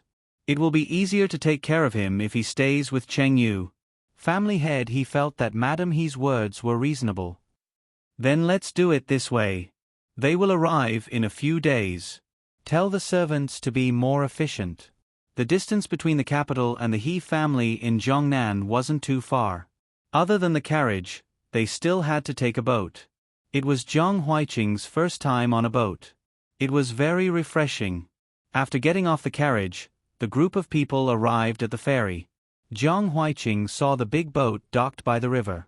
His eyes were filled with amazement. "Huiqing, do you like it?" He Chengyu asked when he felt the change in his son's mood. "It's my first time seeing such a big boat." Jiang Huiqing had always lived in the mountains with his teacher, but he had never seen such a big boat before. "Jiangnan has a lot of water. When we arrive at the He family, I will take you on a boat tour. The kind of boat that is specially used for sightseeing is quite different from this kind of transport boat." Jiang Huiqing was indeed curious, so he gladly agreed. The group of people boarded the boat. The boat swayed, and Jiang Huiqing's excitement faded. His face became paler and paler. It was Jiang Huiqing's first time on a boat. As expected, he became seasick. Jiang Huiqing leaned on the table. He never knew that seasickness could be so unbearable. He Chengyu touched his forehead. His heart ached. The man's hand was cold. Jiang Huiqing sighed and rubbed his hand against the man's palm. "How much longer do we have to sit for?" Jiang Huiqing propped himself up and asked. "There are still 2.5 days. I have already sent the servants to find medicine. Bear with it." He Chengyu sat down beside Jiang Huiqing. He picked him up and placed him on his shoulder. Jiang Huiqing leaned weakly on He Chengyu's shoulder. "You said before that I might get seasick, but I didn't take it seriously." He didn't expect seasickness to be so unbearable. The servants came back with medicine, but it could only alleviate some of the symptoms. Jiang Huiqing still felt uncomfortable. He had no appetite for food. He vomited after eating, so he could only eat porridge. He Chengyu had been by his side the whole time, taking care of him in every detail, making Jiang Huiqing very embarrassed. "Raise your head a little." He Chengyu wiped Jiang Huiqing's face with a soaked handkerchief. Jiang Huiqing obediently raised his head. His face was red. Half of it was because of seasickness, and the other half was because of embarrassment. "We will arrive in half a day." I didn't think it through and made Huiqing feel uncomfortable. Even though he was so close to the person he liked, seeing Jiang Huiqing's uncomfortable appearance, He Chengyu didn't have the slightest bit of beautiful thoughts. He only wished that he could be in his place.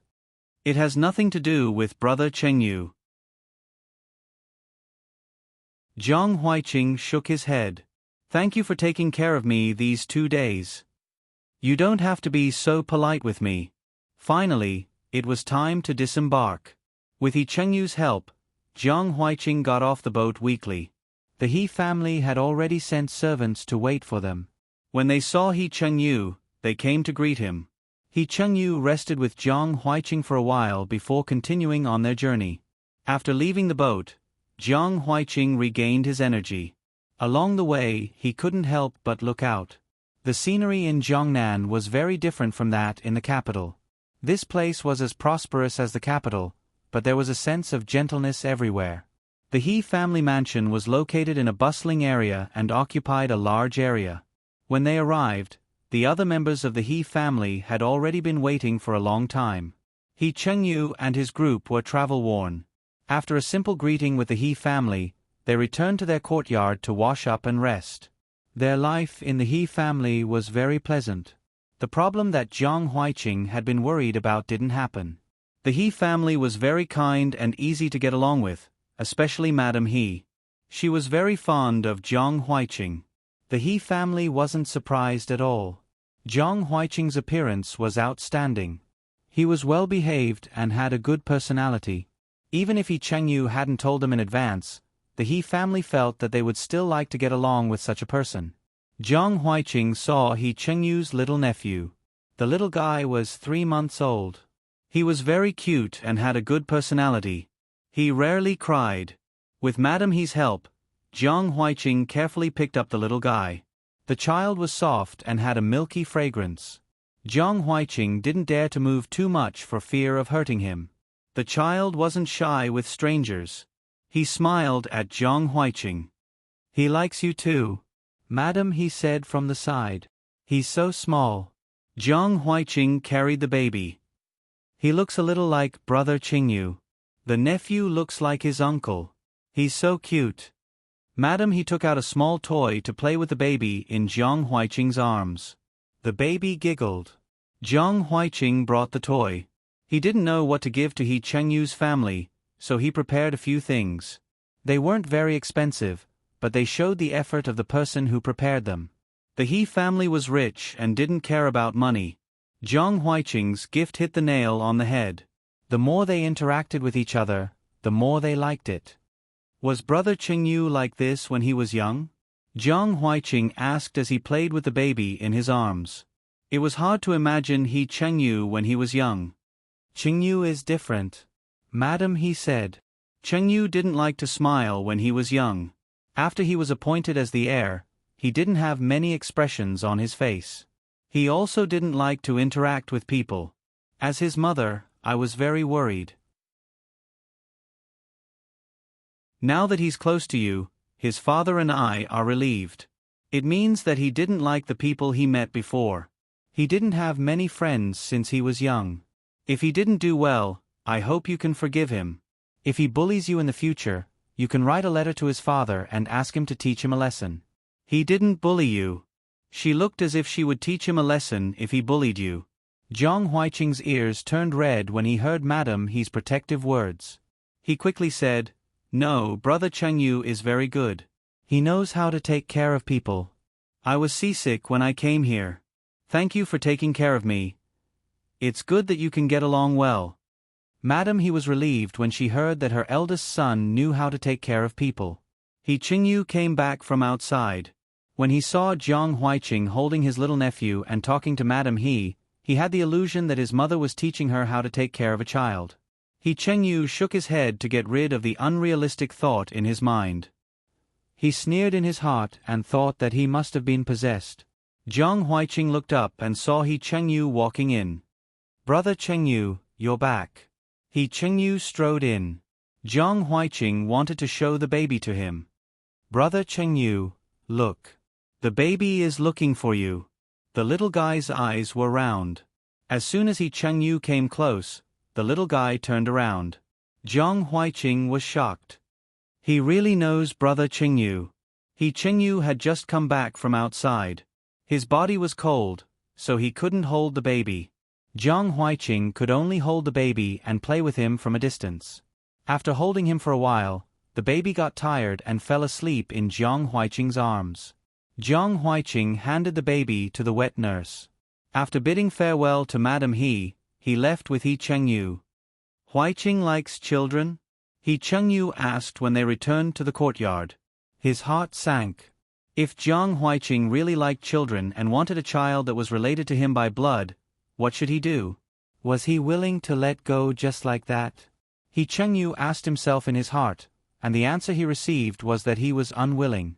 He couldn't imagine the scene of Jiang Huaiqing marrying and having children in the future. If such a day really came, in order to not do something irrational and harm Jiang Huaiqing, he could only take the initiative to leave and stay far away. Huaiqing, have you thought about when to get married? There are many officials in the imperial court who want to marry Huaiqing. Their daughters are all very outstanding. If Huaiqing has any plans, you have to tell me in advance. The jealousy in his heart spread like wild grass, but he didn't show it on his face. Even his tone was normal. He only silently planned in his heart. If that day really came, what should he do? No, he wouldn't allow that day to come. I haven't thought about it. Jiang Huaiqing didn't know what dangerous thoughts were in his heart. He lowered his head and felt his face heat up. It's not that I like children. I just feel that he looks like Brother Chengyu. If Brother Chengyu has a child in the future, I think I like it very much too. Do you like it because it looks like me? Genius 1 second. Remember this website, www.bq50. CC Literature Mobile Version Website. bq50. CC.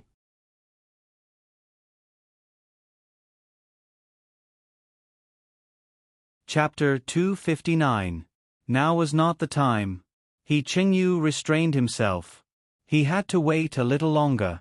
He couldn't let his feelings scare Huaiqing. Jiang Huaiqing had no idea what He Chengyu was thinking. His hand was held by the other party. He struggled slightly but couldn't break free. He stopped moving and asked, "What's wrong, Brother Chengyu?"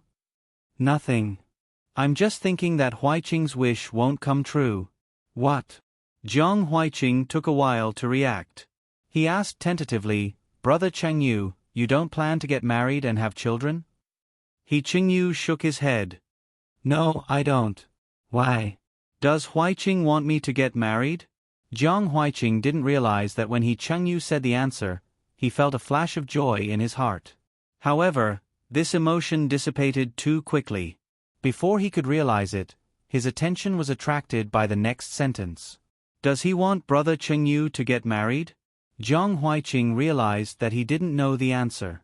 Logically speaking, he should want it, but when he thought of a woman being intimate with He Chengyu, he felt very uncomfortable. Okay, whether Huaiqing wants it or not, I won't get married. If I want to get married, it must be to the person I like.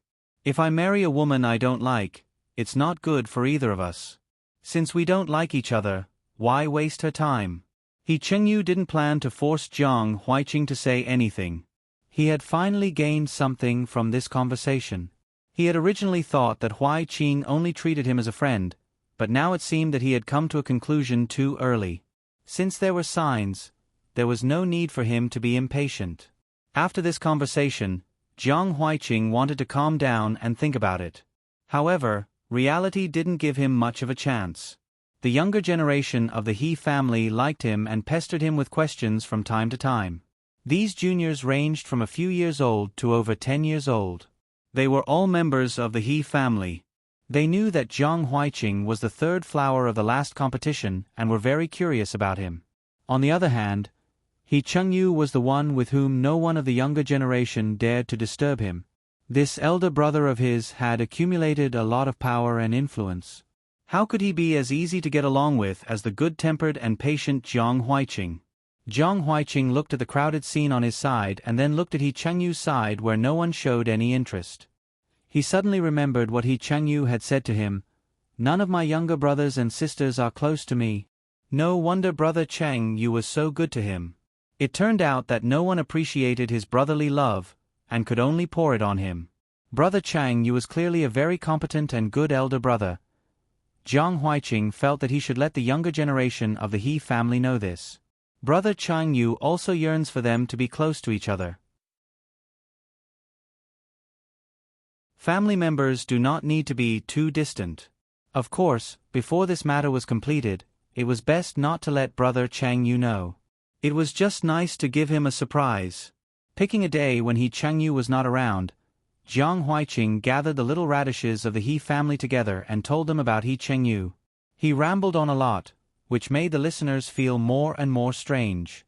Was he describing their dignified elder brother who made people tremble when they got close to him? They were not the same person at all, okay? They did not know why Jiang Huiqing had such an understanding. They looked at each other and felt that they had to expose their elder brother's conspiracy and let Jiang Huiqing see their elder brother's true colors clearly. Don't be fooled by others and foolishly believe it to be true. After Jiang Huiqing finished speaking, he saw that the expressions of the little radishes around him were not right. He asked, "What's wrong? Why does Brother Jiang think that we don't want to play with our elder brother?" The little radishes pushed each other and pushed a representative out. Of course, Jiang Huiqing would not directly say that it was Chang Yu who told him. He said, "It's easy to see that you usually only come to find me and not your elder brother. Brother Jiang, don't be fooled by our elder brother. It's not that we don't go find him, it's that he's too fierce. That's right, that's right. He's even scarier than the teacher." The children all started to complain at once. Originally, Jiang Huiqing wanted to let these children know about Brother Chang Yu's intentions. Who would have thought that it would become a gathering of children complaining about their elder brother's evil deeds? Because of this, Jiang Huiqing discovered that his understanding and the truth seemed to be somewhat different. However, he could not figure out why Chang Yu would lie to him about this matter. Yes, through the children's complaints, Jiang Huiqing had already realized that Chang Yu's words were not true. However, he could not figure out why Chang Yu would say such things. Jiang Huiqing decided to find a time to ask. The He family had a large business and many people, so it was very lively. However, this had nothing to do with Jiang Huiqing. He lived in Chang Yu's courtyard and no one would disturb him. Chang Yu had left home for 2 years. After returning, he had a lot of things to do and often went out. At first, Chang Yu was afraid that Jiang Huiqing would not be used to being alone in the He family and wanted to bring him along. However, Jiang Huiqing rejected him. The He family was very easy to get along with. He was not unaccustomed to being here. On the contrary, he felt a warmth that he had never felt before. Seeing that his expression did not seem forced, Chang Yu did not insist. Remembering that he had a hot spring villa, Chang Yu asked Jiang Huiqing if he wanted to go there. Jiang Huiqing had never soaked in a hot spring before and felt that it was very novel. After confirming that Chang Yu was really done with his work, he agreed. The villa was under Madam He's name. Before going, Chang Yu first went to see his mother. After hearing the purpose of his visit, Madam He said, "If you want to go, just go.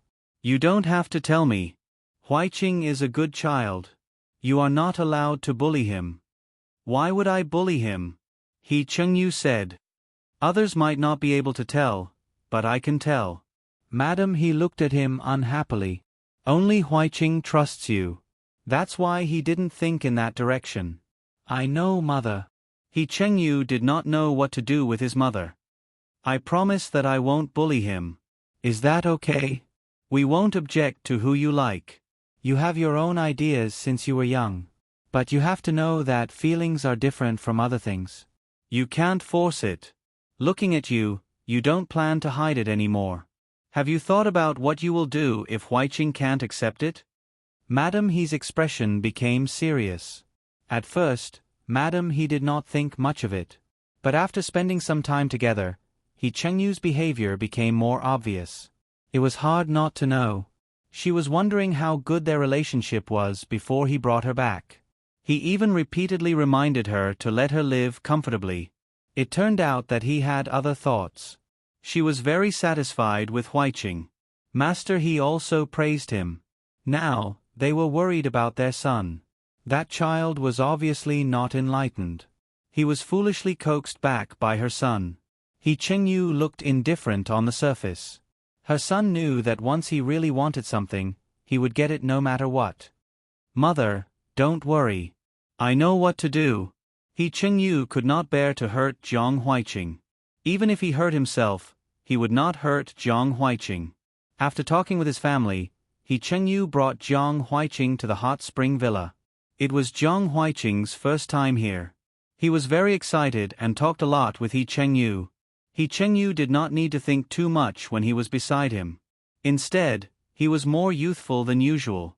He Chengyu was happy to see him like this. Naturally, he did not remind him. This was a side that only he could see. Knowing that someone was coming, the villa had already prepared everything. Jiang Huiqing followed behind He Chengyu. Everything was new. If you like it, I will bring you here again in the future.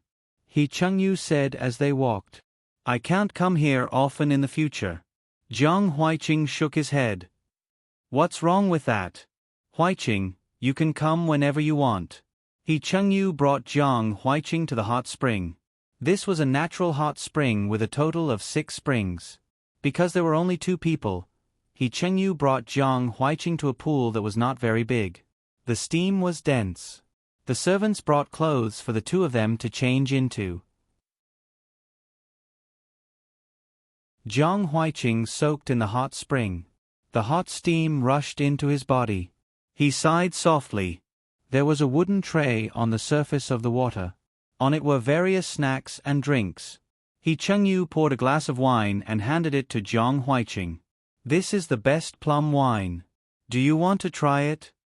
Jiang Huiqing took it and took a sip. He Chengyu sat beside Jiang Huiqing and turned to look at Jiang Huiqing. The young man's face was faintly pink. It was steamed by the steam or because of the wine he just drank. He Chengyu's eyes darkened slightly. It would be a lie to say that he was not moved when his sweetheart sat beside him without any defense. He Chengyu silently chanted scriptures in his heart to suppress the possible reaction of his body. Brother Chengyu, my back is a little itchy. Can you help me? Jiang Huiqing was a little embarrassed. I'll help you later. As soon as he finished speaking, the person beside him did not move for a long time. Jiang Huiqing was a little nervous. He wondered if his request was too much. It's okay if you don't want to do it. I'm not. No. He Chengyu did not wait for him to finish his sentence. But for some reason, his voice was a little hoarse. As he spoke, He Chengyu grabbed Jiang Huiqing's shoulder and turned him so that his back was facing him. Where is it itchy? Back, shoulders.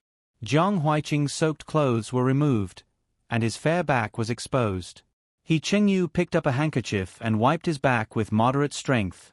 Jiang Huiqing sat upright for a while. He felt a little tired and lay down by the side of the pool. The steam was so hot that it made him sleepy. Suddenly, Jiang Huiqing felt his waist being touched and could not help but shrink inwards. Don't move. The man's voice seemed to be restraining something. Jiang Huiqing sensed the abnormal atmosphere around him. His body stiffened and he did not dare to move again. Okay, Brother Chengyu, that's enough. This atmosphere made Jiang Huiqing very uneasy. His sleepiness was swept away, but his mind was a mess. He just wanted to get away. Huiqing. His palm was even hotter than the spring water. Wherever he touched, it was as if a fire had been lit and burned. Brother Chengyu, let go of me. I don't want to soak anymore. Jiang Huiqing panicked and wanted to escape. He did not know what had happened to He Chengyu. He was shackled by the man and could not turn back. Naturally, he could not see the intense emotions in the man's eyes. That was the look in the man's eyes when looking at prey, a look that wanted to tear him apart and eat him. He Chengyu closed his eyes. He had to admit that he had overestimated his self-control. When Jiang Huiqing was unguarded and had his back to him, it gave him the illusion that he could do whatever he wanted. They were so close that it was as if he could reach out and pull the other into his arms and get what he wanted. The temptation was too great. It was so great that He Chengyu wanted to take the risk. Jiang Huiqing was not completely without feelings for him, was he? Genius 1 second. Remember this website. www.bq50. CC Literature Mobile Version Reading Website. bq50. CC.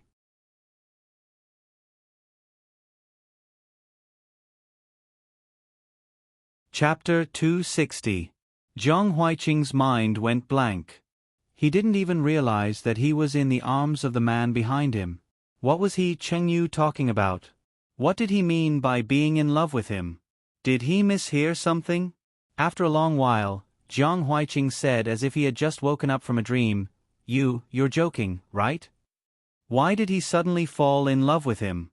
Jiang Huiqing couldn't understand. He had always treated He Chengyu as a close friend, confidant, and brother. Didn't He Chengyu treat him the same way? I'm not joking. Huiqing, do you think I'm the kind of person who would joke about such things? He Chengyu's tone was slightly nervous. But at this time, Jiang Huiqing couldn't tell. He was so shocked by this news that he was almost speechless. He and He Chengyu had known each other for many years. Of course, he knew that He Chengyu wouldn't joke about such things. Since it wasn't a joke, then it must be true. Brother Chengyu was in love with him. Jiang Huiqing's mind was in a mess. Jiang Huiqing really didn't know what to say in this situation. His whole body was stiff. He Chengyu hugged him and could feel his reaction. His eyes darkened. Huiqing didn't break free from his arms.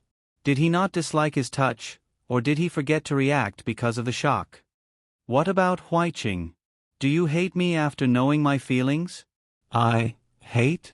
Jiang Huiqing asked himself in his heart, and the answer he got was that he didn't hate it. Not only did he not hate it, but he was also secretly surprised.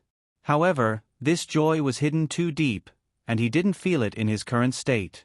Jiang Huiqing shook his head and murmured, I don't hate you. He Chengyu was delighted. He moved forward, and the distance between the two of them instantly shortened.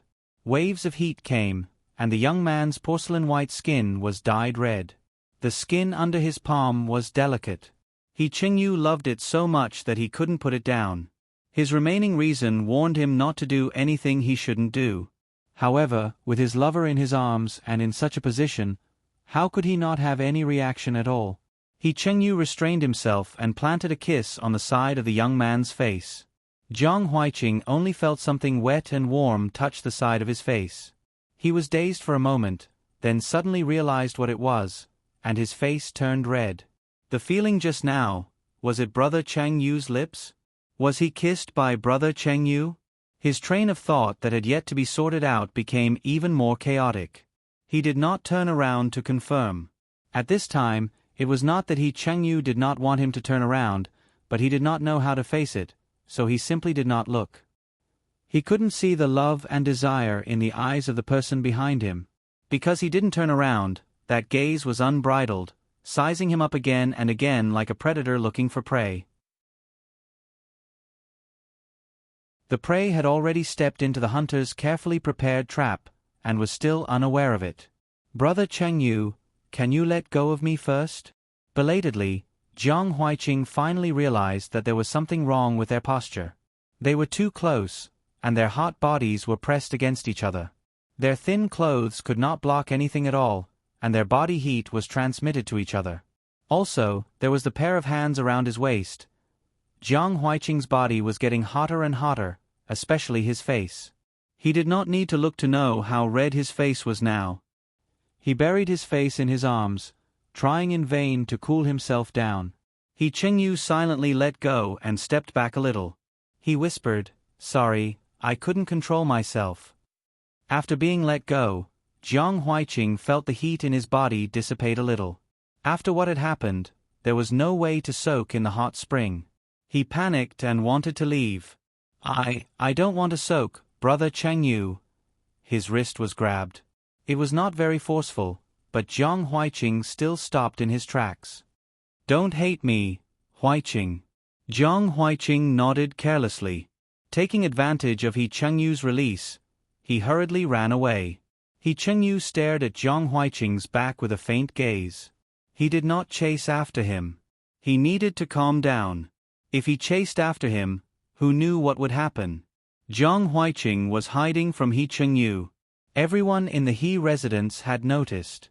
Ever since they returned from the hot spring villa that day, it had started. Jiang Huiqing thought that he had covered it up, but he did not know that everyone knew. Even the little radishes who often pestered him to play had noticed that something was wrong. A few of the little radishes gathered together and discussed in private. What happened between Brother Jiang and Big Brother?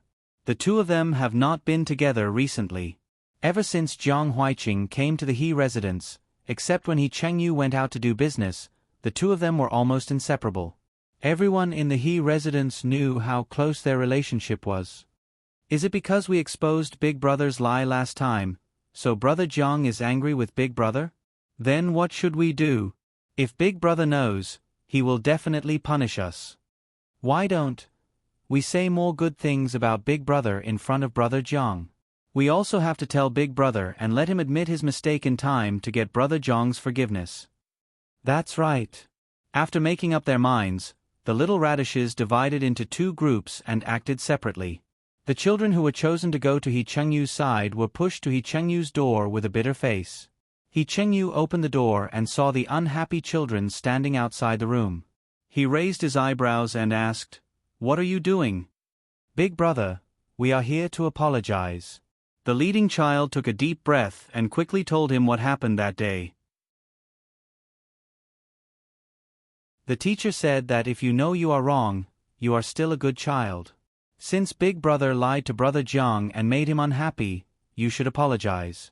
Brother Jiang is such a good person. He will not be angry with Big Brother. As he spoke, he carefully looked at Big Brother's expression. You are right. He Chengyu's mind was full of thoughts.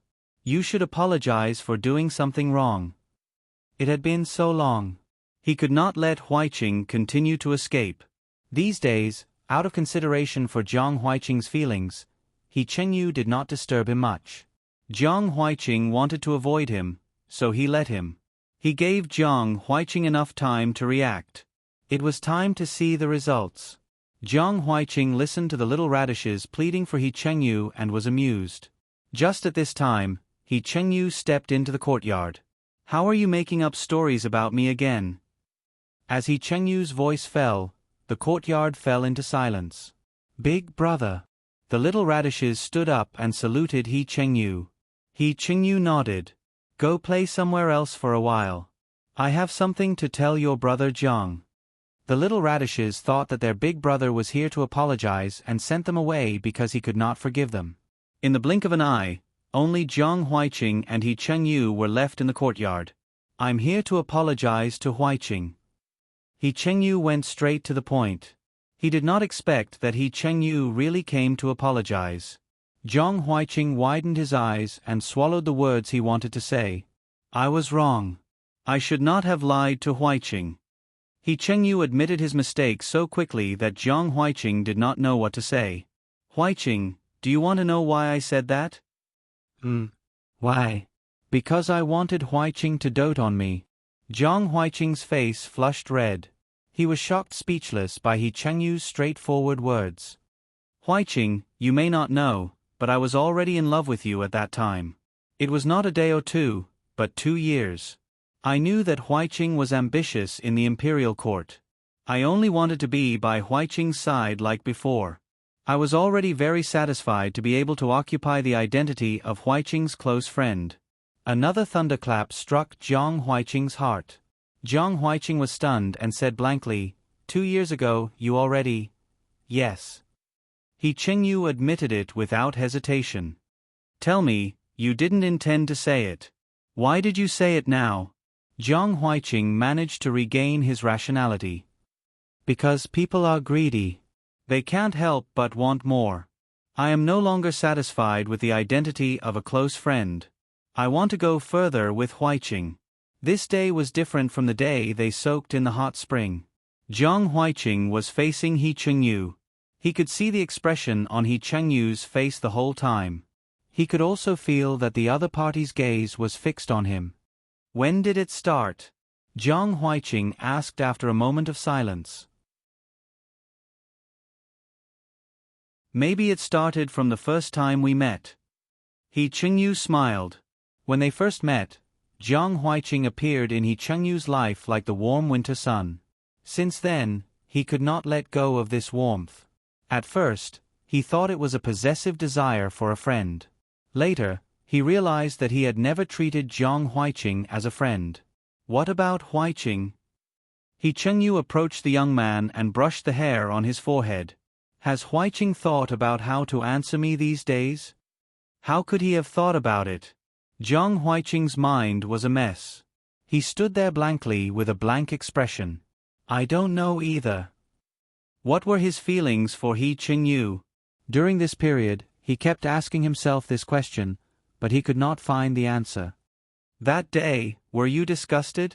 He Chengyu saw that he was still in a daze and added, when I kissed you. Jiang Huiqing lowered his eyes and did not dare to look at the man standing in front of him. Under the man's questioning gaze, he gently shook his head. He Chengyu guessed that he would not be disgusted. Otherwise, he would not have such a reaction at that time. When he finally got the answer, he slowly breathed a sigh of relief. He reached out and lifted the young man's chin. Huiqing, I don't want to wait anymore. If you don't want to say it, let me do it. If you can't stand it, just tell me to stop, okay? A kiss with the unique scent of a man fell on Jiang Huiqing's forehead. Jiang Huiqing closed his eyes and his eyelashes trembled. He Qingyu looked at him with a gentle gaze. The young man's eyelashes were very long, like butterflies fluttering their wings. They were also telling the master's uneasiness. He kissed him carefully. He was not rejected. The kiss went all the way down. He felt the body under his palm tremble slightly, but the young man did not speak. The kiss landed on the corner of the lips. This time, it did not leave immediately. Instead, it paused for a moment, as if to give the young man time to react, but also as if to make a final reluctant to leave. Their breaths mingled and their lips touched. Jiang Huiqing's waist suddenly tightened. He staggered and fell into He Chengyu's arms. He was hugged by the waist and lost all his escape routes. I gave you a chance to refuse, Huiqing. He Chengyu's voice was hoarse. Jiang Huiqing grabbed the clothes under his hand. Before he could finish, his breath was taken away. Their lips and teeth met. This time, it was no longer a light kiss. This kiss was full of aggression, as if to tear him apart and eat him. The strength on his waist was also increasing. The two were tightly pressed together. After some time, Jiang Huiqing felt something and struggled violently. Don't move. I won't do anything. Let me kiss you properly, Huiqing. The person in his arms was gradually comforted and immersed in the kiss. When he regained consciousness again, Jiang Huiqing found himself lying on the bed. He Chengyu supported himself above and looked at him intently. Jiang Huiqing blushed and stammered, You said you wouldn't do anything. He Chengyu chuckled and caressed his face. I won't touch you. I didn't prepare anything here. Besides, these things should be left for the wedding night. Jiang Huiqing looked away. His heart was beating very fast. It had never been so fast before. This made him feel a little at a loss. Moreover, He Chengyu's new identity gave him a very different feeling. When that gaze landed on him, it was as if it wanted to burn him up. Don't look at me like that. It was a pity that the quilt was not at hand. Otherwise, Jiang Huiqing would have buried himself in it. He Chengyu did not restrain himself at all. His hand moved down. Let me help you. Jiang Huiqing bent his legs. He Chengyu did not give him a chance to refuse. I help Huiqing. Huiqing, help me, okay? Didn't you say no? His lips were blocked again. Yes, so I'm just helping. For the first time, Jiang Huiqing felt that He Chengyu had such a rogue side. At some point, the sky darkened. The sunset was covered by the curtain of night. A full moon rose high in the sky, sprinkling silver light. In the courtyard, clusters of well-grown flowers bloomed one after another. As the saying goes, flowers are good, the moon is round, and people are long. Genius 1 second. Remember this website. www.bq50. CC Literature Mobile Version Reading Website. bq50. CC.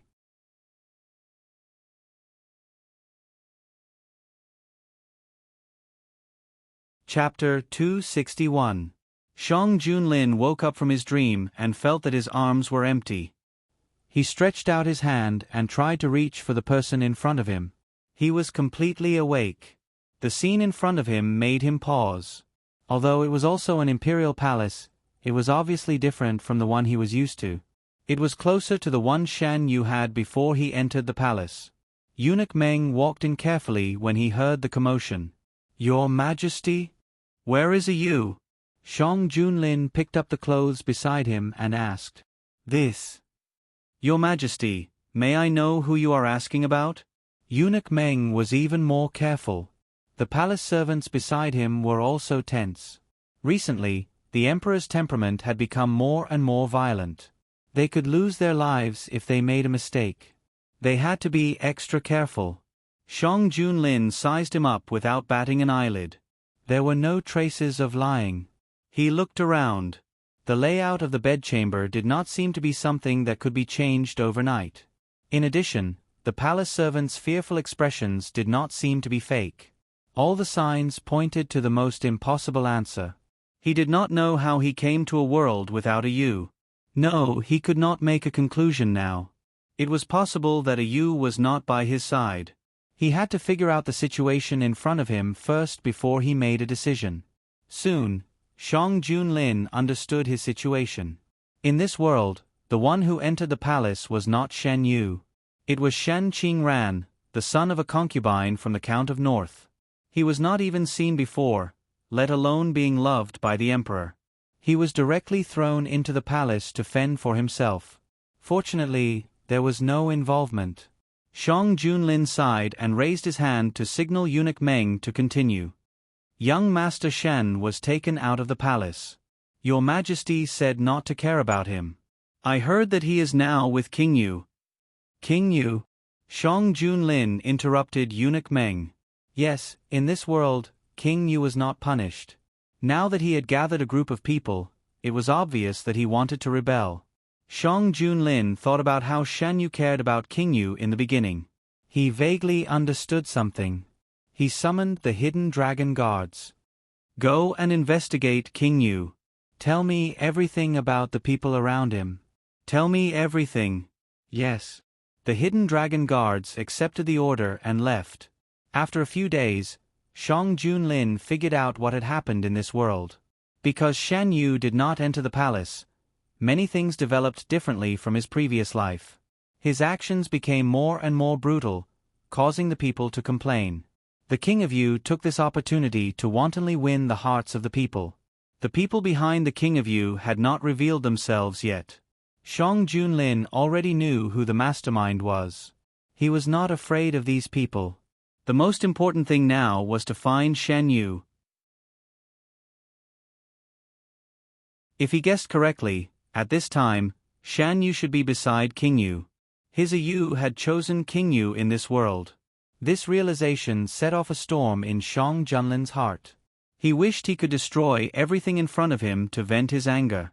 While the hidden dragon guards were investigating the King of Yu, Shang Junlin purged the imperial court.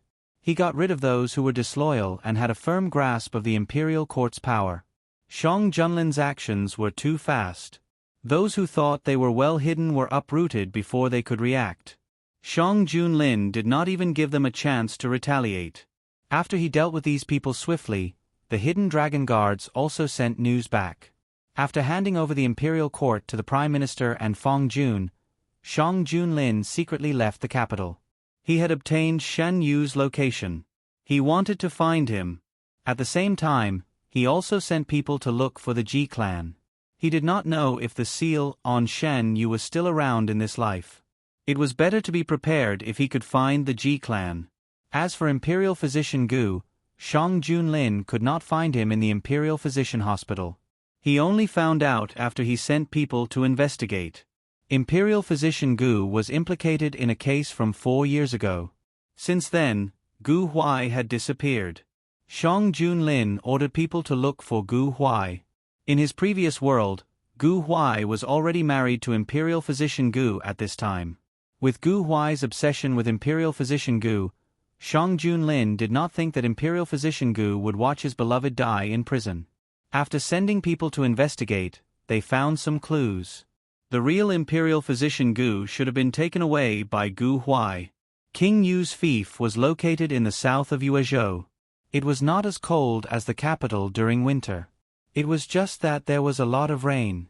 After Shan Yu came here, he was not used to the cold and wet weather. He was sick for a long time before he slowly recovered. After a few years, he was able to adapt to the climate here. Young master, His Highness King Yu sent a message saying that he has something to do today and can't come. The maid carefully handed the cloak to him. She could not help but complain about the injustice for her young master. How could King Yu have something to do? It was obvious that he was fascinated by the newcomer. Shen Yu's hands paused. He took the cloak and put it on. The weather is good today. I will go out for a walk. I don't need anyone to follow me. Yes. Shan Yu tidied himself up and left the residence. In fact, he knew that the King of Yu failed to keep the appointment mostly because of Shen Qingran. Since Shen Qingran came here, she liked to target him everywhere. She wanted to take away everything he cared about, including the King of Yu. Everyone thought that he would be angry, but in fact, he didn't feel much in his heart. Shan Yu was thinking about something and did not notice that someone was riding a horse in front of him. When he heard a cry of surprise, he fell into a warm embrace. Shan Yu was hugged and turned around. He looked up at the man who was tightly pursing his lips. Thank you for saving me, young master. Shang Junlin stared blankly at the person in his arms. He had been in this world for several months and finally found a Yu. A Yu in this world looked very sick.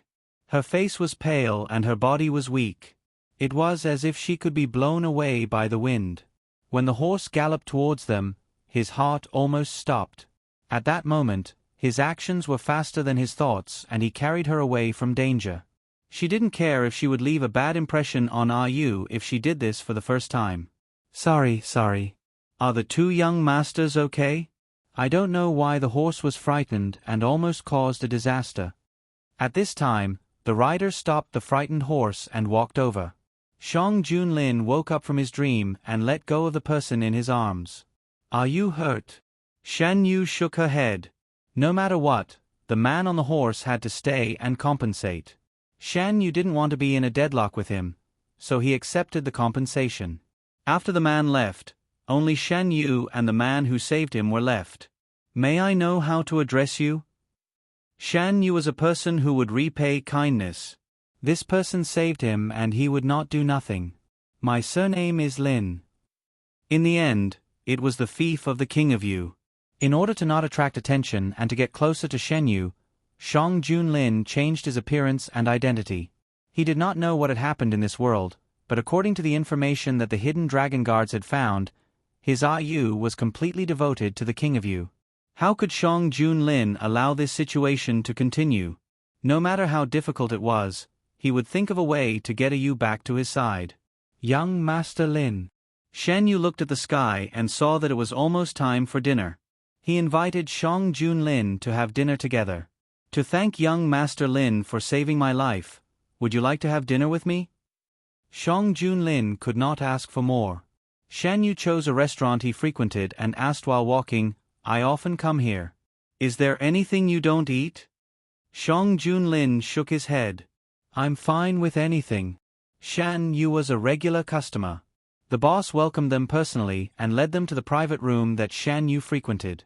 Young master, do you want to eat your usual food today? Shan Yu ordered a few signature dishes and gave the choice to the man sitting opposite him.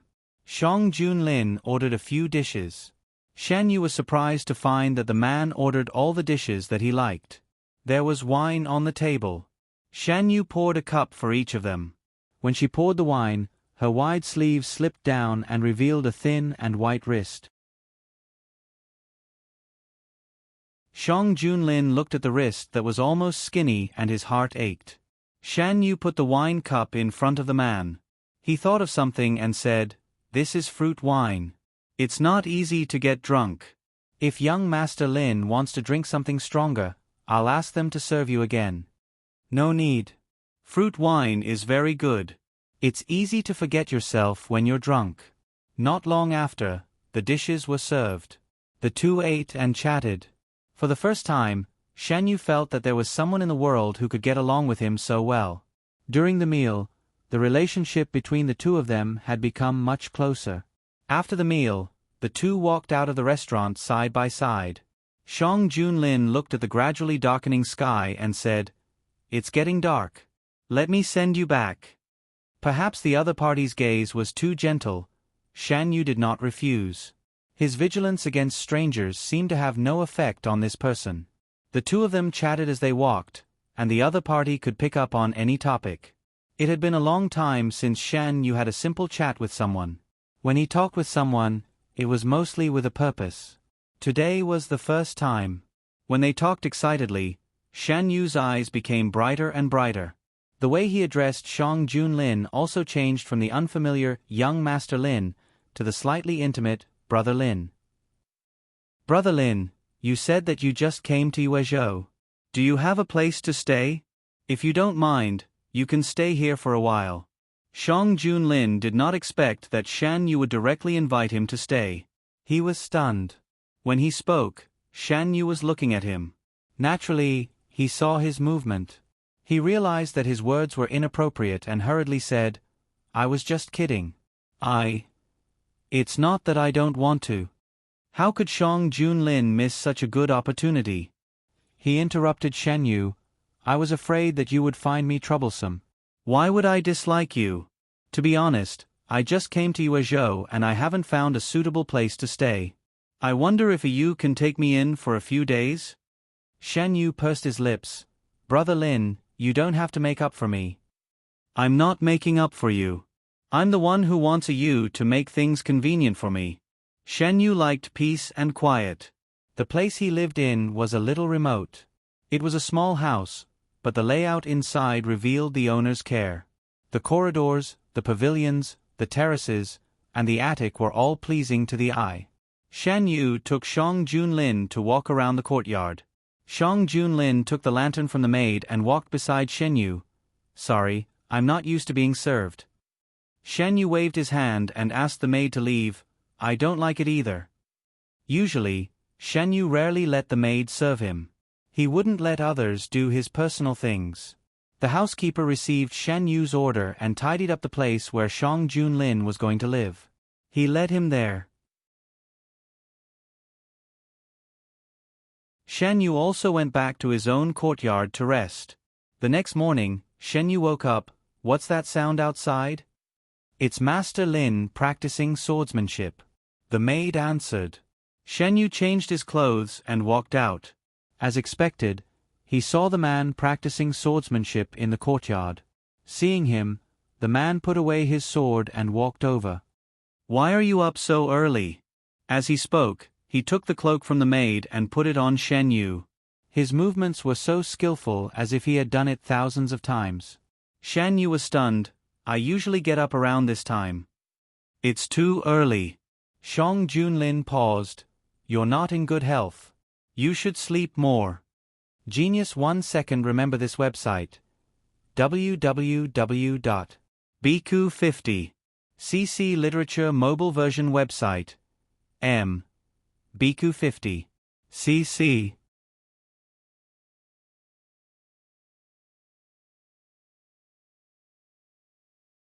Chapter 262. Obviously, Shang Junlin felt that it was early. He told Shan Yu that he didn't have to wake up so early if he had nothing to do. Shan Yu wasn't busy these days. He stayed in the mansion all day. Shang Junlin wanted to spend all day with him. He still remembered his character and went out to work during the day. He told Shan Yu that he was a merchant from the south. He had made some preparations before he came. However, With Shan Yu's intelligence, he might have realized that something was wrong, especially when they were together all the time. Xiong Junlin didn't expect that everything would go so smoothly when he came. He thought that he would have to put in a lot of effort to make friends with Shen Yu. He didn't expect that he would be invited to stay in the mansion because of an accident. Wasn't it a little too easy? Xiong Junlin thought as he talked to the hidden dragon guards who also disguised themselves and came to Yuezhou. Shen Yu sat in the courtyard basking in the sun, reading a book in his hand. The sunlight shone on his face, making his skin look even fairer and more translucent. Xiong Junlin, who was walking over, stopped in his tracks, but Shan Yu had already raised his head. "Brother Lin, you came back earlier than usual today." Xiong Junlin strode over. "What is you doing?" "Reading." Shan Yu waved the book in his hand. Suddenly, he smelled a fragrance. He looked over. "What's that smell? It smells so good." "I brought you some snacks." Xiong Junlin took out the wrapped snacks and joked, "You have a good nose." "What snacks?" The fragrance was too tempting. Shan Yu couldn't help but focus on the snacks. "It's the new Fuyun cake from Jean Lu. Try it," Xiong Junlin said as he opened the paper bag. Without the barrier, the fragrance was even stronger. The sweetness of the food mixed with the unique fragrance of flowers was so tempting that it made one salivate. Shan Yu never mistreated himself when it came to food. Hearing this, he reached out to take it. Xiong Junlin did not give it to him. Instead, he fed it directly to his mouth.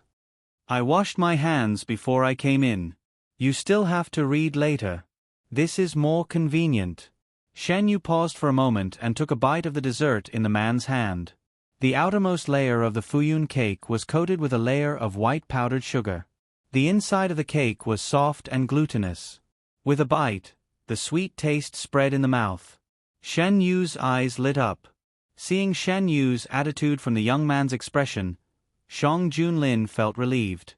He bought the lotus cloud cake according to Shan Yu's preference. Seeing that he liked it, Xiong Junlin smiled and said, "There are many delicious snacks in this shop. If you like them, I'll bring more for you next time."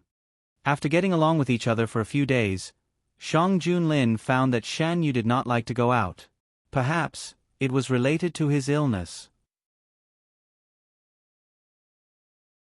Xiong Junlin planned to let Imperial Doctor Wu check Shan Yu when the two of them got closer. After Shan Yu finished eating a piece of lotus cloud cake, Xiong Junlin took out another piece. The two of them fed each other and ate each other. Not long after, the pastries in the paper bag could be seen. Shan Yu did not expect that he had unknowingly eaten so much. He was a little embarrassed and pushed away Xiong Junlin's hand. "Brother Lin, don't you want to eat?" The man turned his hand and continued to feed the lotus cloud cake to Shan Yu's mouth. "I brought it back for you after I tasted it. You likes it. Eat more." After eating, Xiong Junlin took out a handkerchief and carefully wiped the crumbs from Shan Yu's mouth. His actions were too natural. Shan Yu froze on the spot. Before he could say anything to refuse, the man had already taken back his hand. Shan Yu unconsciously clenched his fingers that were holding the book. He looked at the man. The man acted as usual, as if he had just done something ordinary. But Shan Yu remembered very clearly that they had just met, but they were so familiar with each other that it was as if they had been together for many years. Whether it was the man's familiarity with him or his lack of resistance to the man's approach, it was not in line with his understanding. Since that day, the man had a new hobby. He brought back all kinds of delicious food to feed Shan Yu. If Shan Yu did not want to go out, it was okay. He could bring back all kinds of delicious and fun things. There were many new things in Shan Yu's bedroom: small ornaments, books for relaxation, chess. All of them were brought back by Xiong Junlin. It was spring, and the weather was getting warmer. Xiong Junlin chose a location for his first shop in Yuezhou and invited Shan Yu to take a look. You can't stay in his courtyard all day long. I have booked a shop there.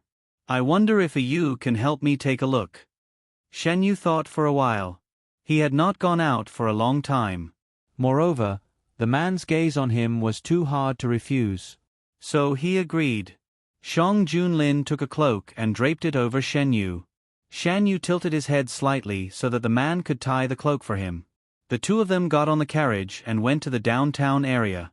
The shop that Shang Junlin chose was located in the downtown area. It was a small two-story building that had already opened. It looked like there were many people coming in and out. Shan Yu felt that the business should be very good. The carriage stopped at one side. Shang Junlin got off first and then reached out his hand. Shan Yu looked at the hand that was reaching towards him. He was stunned for a moment, but then he put his hand on it. He was helped out of the carriage. Shan Yu and Shang Junlin walked into the shop side by side. They found that most of the customers were women. They could not help but feel a little curious. "Brother Lin, what kind of business is this?" Shan Yu did not have the hobby of inquiring about other people's business. Shang Junlin did not take the initiative to talk about business, so he did not ask. Their conversation had always been about eating, drinking, and playing. Neither of them rashly crossed the line. "These are some things for women." Shang Junlin took Shan Yu inside. He introduced them as they walked. "This is lipstick. It comes in various colors. This is an eyebrow pencil." Shan Yu looked at those items. They were placed on the shelves. They looked beautiful and had a variety of patterns. They were very suitable for women's preferences. "I didn't expect Brother Lin to know so much about these things." Shan Yu's tone was full of surprise. Not only those that the man introduced, Shan Yu also saw a lot of other beautiful accessories. Just looking at them made people unable to put them down. In front of them, there were many madams and young ladies. Without stopping, the two of them went to the second floor. There was no one on the second floor. It seemed that the owner specially used it to receive guests. The waiter served hot tea and quietly left. Shang Junlin went out for a while. When he came back, he held a brocade box in his hand. He handed the brocade box to Shan Yu. "This is a small gift for you." When the brocade box was opened, there was a jade pendant inside. It was completely white and warm to the touch. Shan Yu subconsciously wanted to refuse. "Don't be in a hurry to refuse." Shang Junlin seemed to have predicted what he was going to say. He interrupted him. "I've stayed in a Yu's house for so long. This jade pendant is a thank you gift." Shang Junlin took out the jade pendant. He did not allow Shan Yu to refuse and fastened it on his waist. Shan Yu looked down. He wanted to hold the jade pendant, but Shang Junlin's hand was still there. Their fingers touched.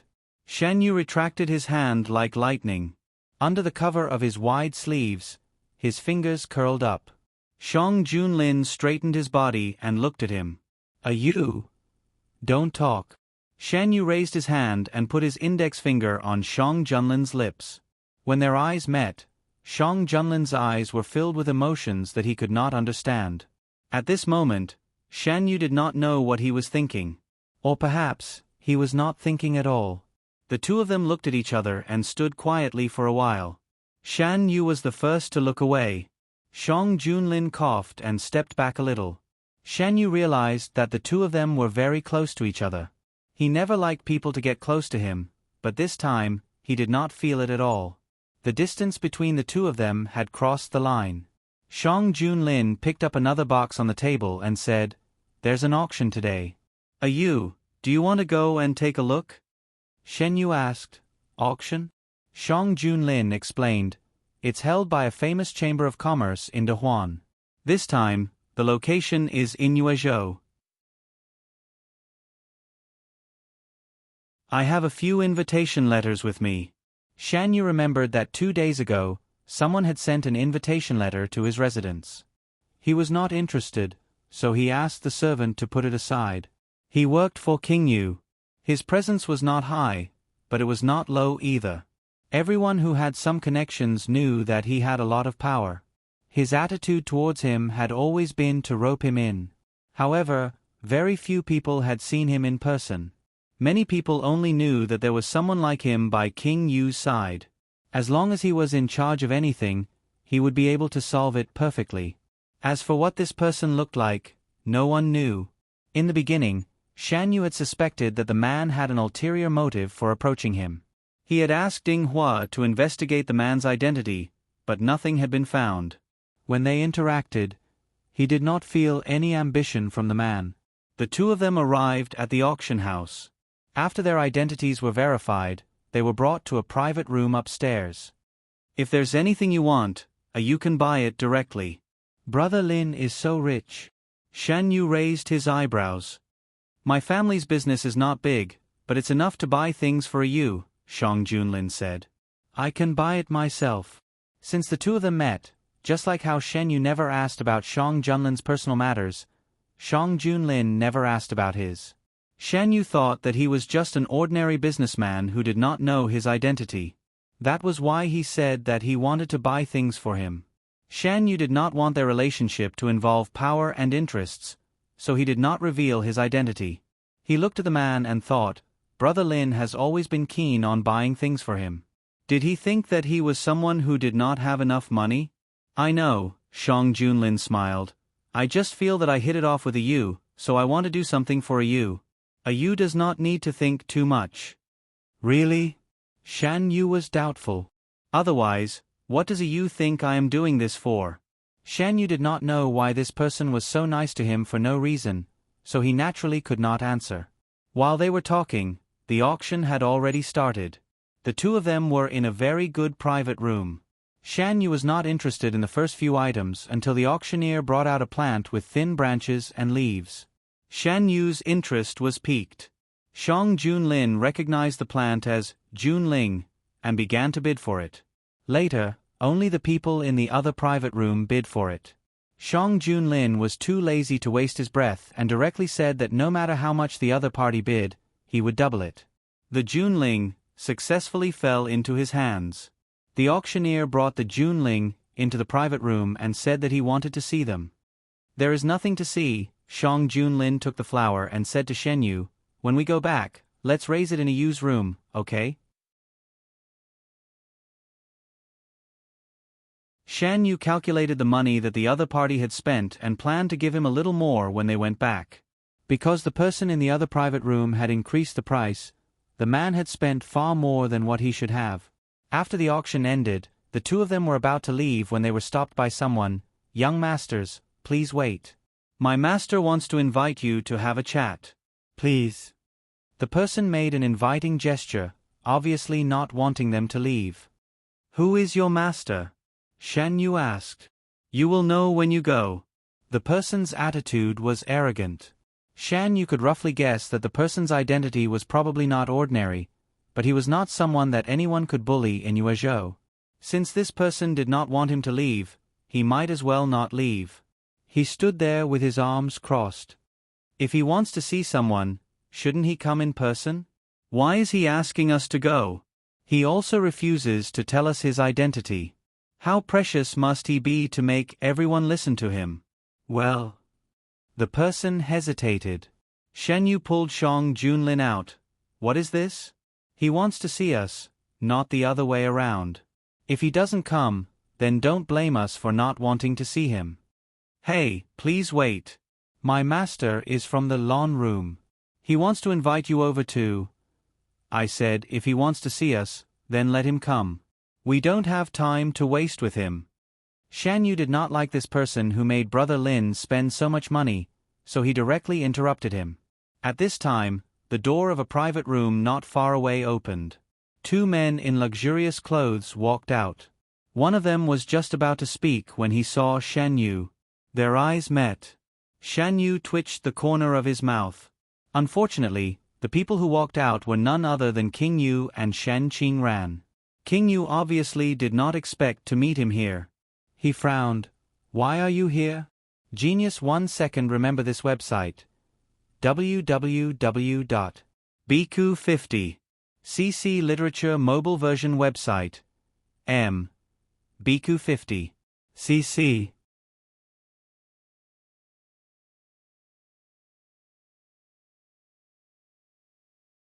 Chapter 263. Emperor Yu knew how sharp Shen Yu's mouth was, so he didn't want to argue with him here. He restrained his temper and said kindly, I didn't know the person in the private room was you. Otherwise what? Emperor Yu stopped talking. Shen Qingran became more and more unhappy. He finally escaped from the imperial palace and found someone who appreciated him. However, before he could be happy, he found that Shen Yu, who he always disliked, was also here. He even became Emperor Yu's right-hand man and could participate in any of Emperor Yu's affairs. Shen Qingran was much more important than him. Shen Qingran was extremely dissatisfied. Unfortunately, the Prince of Yu sided with the other party. Even if the two of them met, he could only endure. This time, he finally won a round with great difficulty and made the Prince of Yu break his promise with Shen Yu to accompany him. Who would have thought that he would meet the other party at the auction house? But no matter how unhappy he was, he didn't dare to show it. At the beginning, he tried to make trouble for Shen Yu. Not only did he fail, but he was also severely taught a lesson. Even Emperor Yu, who had always been gentle to him, didn't stand on his side. From then on, he didn't dare to make trouble for Shen Yu easily. Shen Yu didn't want to waste more time with them, so he walked out with the man behind him. The servant next to him hesitated and wanted to stop him, but he was pulled by the hem of his clothes. Emperor Yu watched Shen Yu leave with the man. His eyes fell on Shen Yu's hand holding the strange man's hand. His eyes became gloomy and unclear. When the two figures disappeared, he said coldly, "Go and find out the identity of the man who appeared beside him." After that, he turned to the servant who was sent to find the man. "Take him away. Don't let him appear in front of me in the future." "Yes." Emperor Yu left without looking at Shen Qingran. Shen Qingran was left behind. He gritted his teeth and followed. After walking out for a long time, Shen Yu suddenly realized that he was still holding the man's wrist, and the man was pulled by him all the way. He let go of his hand. He didn't notice that the man looked at his hand with regret. "You knows that person?" Even though he knew that Shan Yu was working for the King of Yu, Shang Junlin was still dissatisfied with the King of Yu. Of course, he also saw Shen Qingran standing beside King Yu. Shang Junlin only disliked this person. He would never forget how a Yu had suffered because of this person. He had disguised himself and appeared in Yuezhou. Other than finding Shen Yu, he also planned to get rid of King Yu and the others in one go. His men had already infiltrated Yuezhou. Before long, the results would be out. Before that, he had to get Shen Yu out of the picture. "I know him. You don't have to worry about him. He's not important," Shen Yu said. "It's very strange," Shen Yu thought to himself. In the past, he had always thought that he liked King Yu, so much so that he was willing to leave his hometown for him and plan everything for him. But all of a sudden, this thought in his heart faded away. He couldn't even understand why he seemed to have been possessed. Shan Yu and Shang Junlin didn't have the mood to continue strolling around. They proposed to go back to the residence first. Shang Junlin didn't ask much. He was a very calm person. After accompanying Shan Yu back to the residence, he went out. The next morning, Shan Yu found that he was sick. He didn't know if it was because of the cold wind or not. This was already a common occurrence for him. After instructing someone to call for a doctor, he fell into a deep sleep. Shang Junlin came to look for Shen Yu. Before he got close, he heard the conversation of several maids in the corridor. "Young master is sick again. It's only been a few days. Why is he sick again? Young master's body has always been like this." That person stood him up and even brought someone to show off. It was as if he was afraid that others wouldn't know.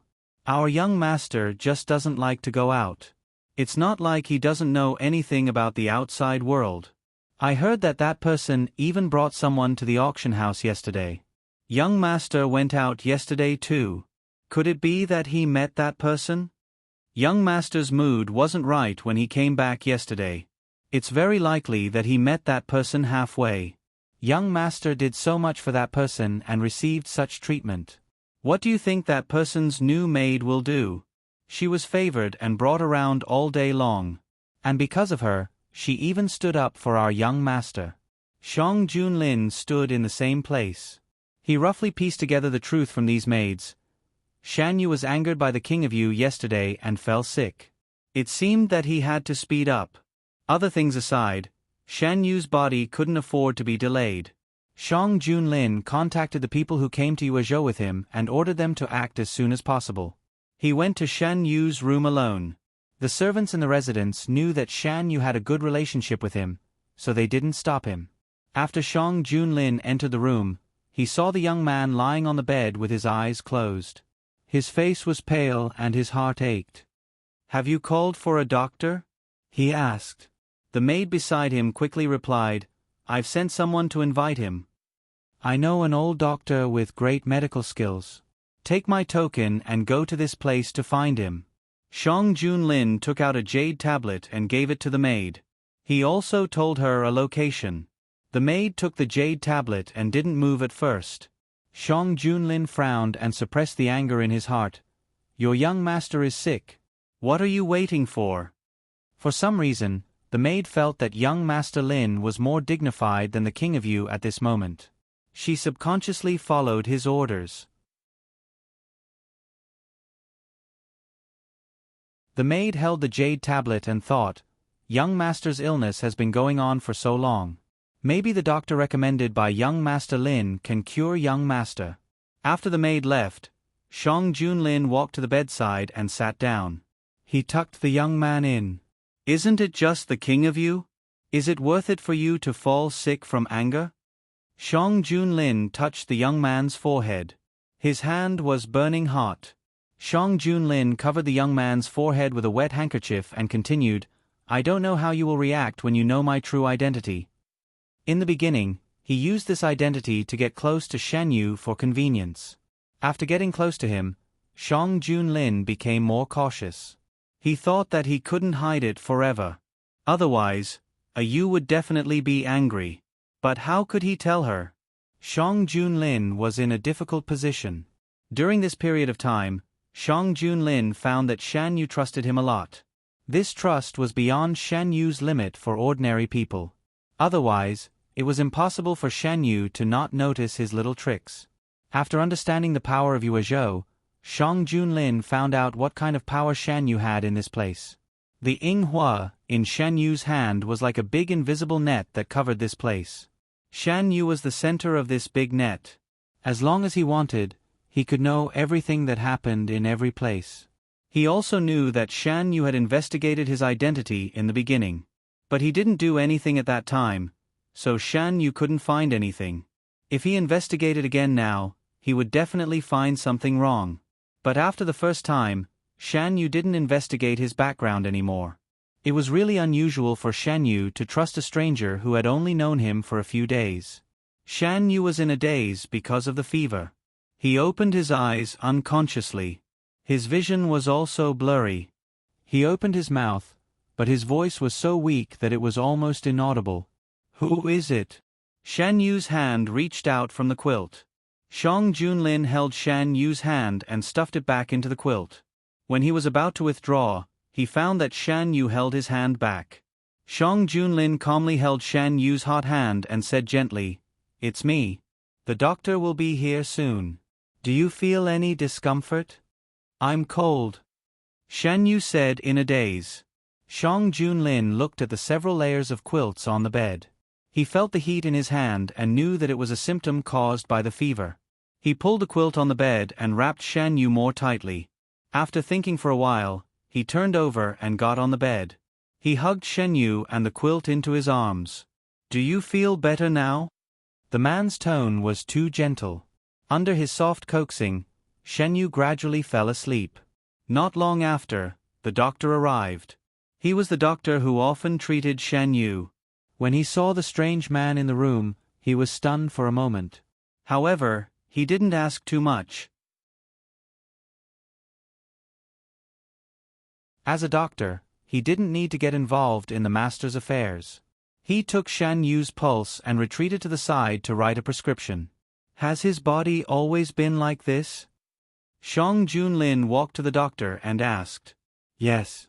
After young Master Shen came to Yuezhou, I've been treating him. Unfortunately, I'm not good enough and can't find a cure. I can only relieve it temporarily."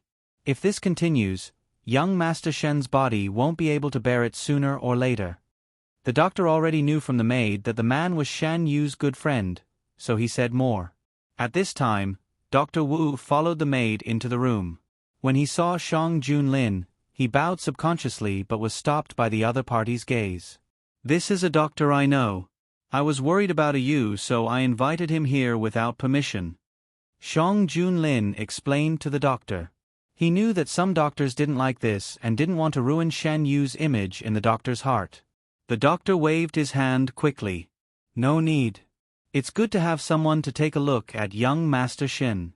If young Master Shen is always like this, I don't feel good." Dr. Wu stepped forward and took Shan Yu's pulse. Before coming to Yuezhou, the emperor had already told him about the patient's condition.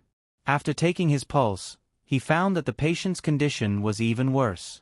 After knowing that the old doctor had been treating Shan Yu, Imperial Dr. Wu discussed the treatment with the other party. "I'll have to trouble the two doctors to stay here for the time being. After a Yu is cured, I'll reward you greatly." Shang Junlin asked the two doctors to stay. When the medicine was served, Shang Junlin was about to ask how to feed Shen Yu when the maid came forward and woke him up in a low voice. Shen Yu really woke up. He took the bowl of medicine and drank it all. He didn't complain and his face didn't change at all. After drinking the medicine, Shan Yu was about to lie down when he saw the tall man walk over with something in his hand. Shang Junlin sat by the bed and opened his palm. There were a few candied fruits in his hand. He fed the candied fruits to Shen Yu. "Brother Lin." Shen Yu looked confused. Shang Junlin seemed helpless and asked gently, "Isn't the medicine bitter? Eat some candied fruits to ease the pain." Shen Yu opened his mouth slightly and the candied fruits were sent into his mouth. The sweetness dissolved the bitterness in his mouth. Looking at the man's obviously distressed expression, Shen Yu blinked and an indescribable feeling rose in his heart. It was sour and astringent, but there was also a sweetness that couldn't be ignored. Maybe it was because the man's gaze was too gentle, or maybe it was the illness that made people weak. At this moment, Shen Yu felt that it would be great if Brother Lin could always be by his side. Since he was young, he had always been the one to face everything alone. He was the decision-maker and seemed so powerful that he could do anything. His opponents, his subordinates, the people he was loyal to, they all felt the same way. "What are you thinking about?" Shang Junlin asked when he saw him in a daze. "I'm thinking it would be great if Brother Lin could always stay." Genius 1 second. Remember this website. www.bq50 CC Literature Mobile Version Reading Website. bq50 CC.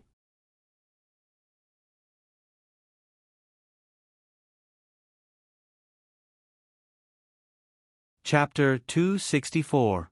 Shang Junlin didn't know that Shan Yu was thinking about how to make him stay. A maidservant came in with hot water.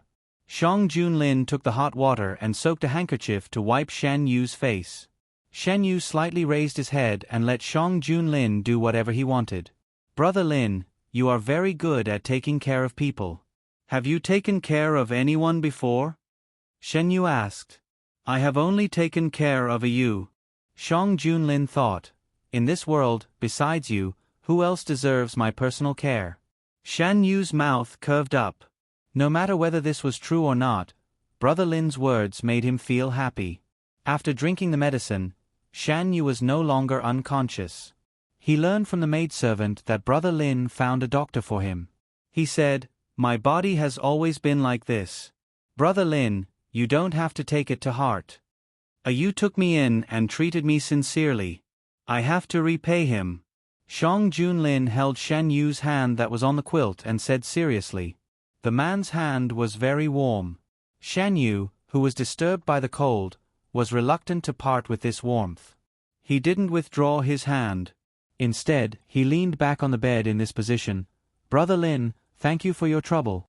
Shan Yu didn't refuse the man's kindness. In his heart, it was already a kind of recognition. After Imperial Physician Wu finished discussing with the old doctor, he came to check Shan Yu's pulse again. He knew that this doctor was found by Brother Lin. Shan Yu's attitude towards him was very good. In order to facilitate the treatment, Imperial Physician Wu temporarily stayed. Shang Junlin remembered Shan Yu's recuperation prescription. After coaxing Shan Yu to sleep, he met Imperial Physician Wu alone and memorized the prescription. Imperial Physician Wu made slight adjustments according to Shan Yu's body. He wrote down a new prescription and handed it to Shang Junlin. Don't say anything that shouldn't be said. You just need to take good care of him. Shang Junlin took the prescription and said lightly, Don't worry, young master. When Imperial Dr. Wu saw it, he understood why His Majesty did this. Seeing that His Majesty was not interested in men and women, people in the court thought that His Majesty was going to die alone. They didn't expect that it was not that he was not interested, but that there was no one who was interested. Didn't they appear now?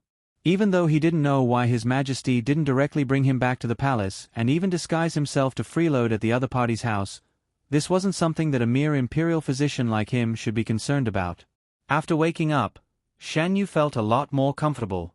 Just as he was about to call someone, he saw a tall man walking over with his clothes. Lunch is ready. Do you want to eat something? After sleeping for so long, Shan Yu didn't want to continue lying down. He nodded and was about to sit up. Seeing this, Shang Junlin walked to the bed, put down the clothes, and reached out to help her up. Put on your clothes first. After Shan Yu changed his clothes, Shang Junlin put on a cloak for him. Shan Yu glanced at it. This cloak. He didn't seem to wear it often. What's wrong? Shang Junlin lowered his head and fastened the belt at the young man's collar. The cloak was very thick and warm. Shan Yu looked down at the cloak on his body. It was light blue and embroidered with dark patterns. There was a circle of fur around the collar.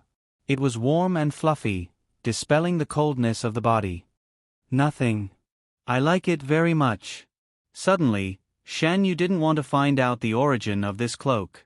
Lunch was light, but there were many dishes. The aroma of the dishes made people's appetite faintly wet.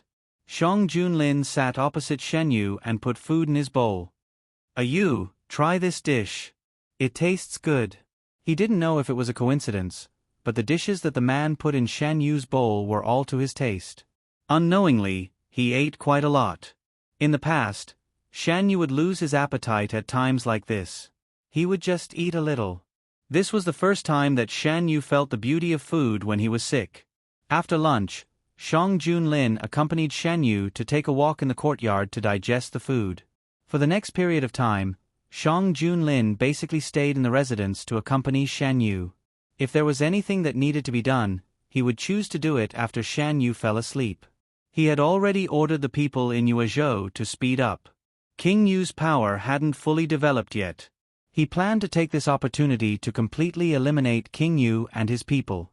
King Yu didn't know that outside his fief, the imperial army was watching him like a tiger watching its prey. Shang Junlin also sent people to sneak into King An's fief. He had already experienced the process of collecting evidence in the previous world. This time, it would only be easier. During the days of recuperation in the residence, Shan Yu and Shang Junlin were together day and night. They were almost inseparable.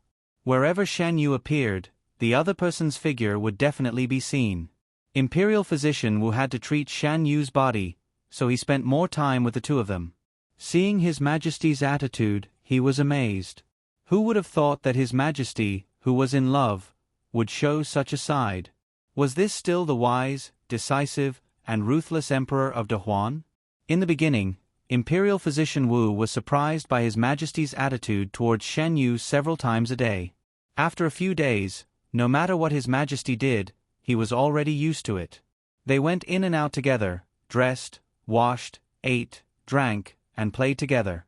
Shang Junlin couldn't wait to take care of everything around Shan Yu. Shan Yu didn't like servants to wait on him. With Shang Junlin around, he didn't need these people to get close to him. In the afternoon, Shan Yu and Shang Junlin were playing chess in the courtyard. Brother Lin, How long do you plan to stay in Yuezhou? After a game, Shan Yu spoke first. He knew that the man came to Yuezhou for business and might leave soon. In his heart, he wanted him to stay a little longer. Maybe he didn't realize it himself. During this period of time, the distance between him and Shang Junlin had shortened infinitely. With his acquiescence, Shang Junlin had invaded every aspect of his life and left traces in every place. There was also King Yu. After that day, he didn't know what King Yu would do. He had to make some preparations. He couldn't let Brother Lin be disturbed by King Yu. It shouldn't be too long. Shang Junlin tilted his head to observe Shan Yu's expression. After I leave, will you miss me? This question was actually a bit out of line. When Shang Junlin asked it, Shan Yu didn't feel that there was anything wrong with it. He thought about it seriously and said, maybe. Sure enough, he would leave. Shan Yu didn't have time to feel depressed. He heard the man ask, if I say that I want to invite you to leave with me, will you leave with me? Why do you want to take me away? Shan Yu held a black chess piece. His fingers unconsciously clenched. Dahuan is so big. Yuezhou is just one of the many places. There are so many other places. Doesn't you want to see them? Did Shan Yu want to? In fact, he didn't feel much about it. But if he had Brother Lin by his side, this matter would become attractive. If there's a chance, I can go and see them. Shan Yu's lips curled up slightly. Brother Lin was right. Dahuan was so big. There were so many places he could go. Why should he stay in Yuezhou? Shan Yu's side was peaceful, but King Yu's side wasn't so relaxed. After returning from the auction house, King Yu ordered people to investigate the background of the person beside Shan Yu. He didn't know why, but he was very concerned about that person's appearance. Yuezhou was his territory. It was easy for him to investigate a person. Not long after, his subordinates found out. That person was a merchant from another place. There was nothing special about him. If he had to say something, it might be that the goods he sold were relatively new. The only thing that King Yu cared about was that this person was currently living in Shan Yu's manor and had a close relationship with him. How can anyone casually covet my people? King Yu frowned unhappily. He originally wanted to do something to expel this person from his fief. But before he could do anything, his subordinates were in trouble. He had to deal with more important matters. But he didn't know what went wrong. Things that could be easily solved in the past couldn't be solved this time. It also caused a bigger problem. The other forces that had formed an alliance with him were also targeted. He also lost contact with the spies in the capital. A series of changes overwhelmed King Yu. After getting busy, Shen Qingran was naturally thrown to the back of his mind. Shen Qingran wanted to see him but was stopped outside the door. King Yu was so busy that he was in a terrible fix. How could he have the mood to deal with him? Tell me, what is going on? In the study, King Yu looked at his subordinates. Your Highness, this. You can't even solve such a small matter. Why do I keep you? King Yu was so angry that he couldn't listen to anyone else. His subordinates lowered their heads. They didn't dare to say anything that would offend King Yu. They also didn't know how things developed like this. Everything was done in secret. No one should have found out. If this matter couldn't be solved in time and was discovered by the imperial court, it would lead to a disaster. Where is Shen Yu? Why isn't he here? After looking around, King Yu finally found that one person was missing. Young Master Shen is on sick leave. That's why he didn't come. One of his subordinates explained. Go and invite him here. King Yu turned around and walked a few steps before stopping. No, I will go and invite him personally. The subordinates let out a sigh of relief. They knew Chen Yu's abilities very well. Ever since he came to Yuezhou, he had helped King Yu solve many troublesome problems. This time, with him here, he would be able to solve this problem perfectly. Shan Yu's illness dragged on for a few days. He didn't have a good foundation. Dr. Wu only gave him milder medicine. The medicine for recuperation would be used after he recovered. Under Shang Junlin's careful care, Shan Yu didn't have a bad time. In order to take care of him, Shang Junlin stayed in the room next to him. Every day before he went to sleep, he was the last person Shan Yu saw. When he woke up, he was also the first person he saw. At first, Shan Yu felt that he wouldn't be used to another person, leaving too many traces in his life. Later, he found that he didn't resist men's approach at all. When he woke up one day, Shan Yu saw Shang Junlin sitting by the bed and reading a book as usual. Sensing movement, Shang Junlin turned around and looked at him. You're awake. Do you want to sleep a little longer? What time is it? Shan Yu sat up as he spoke.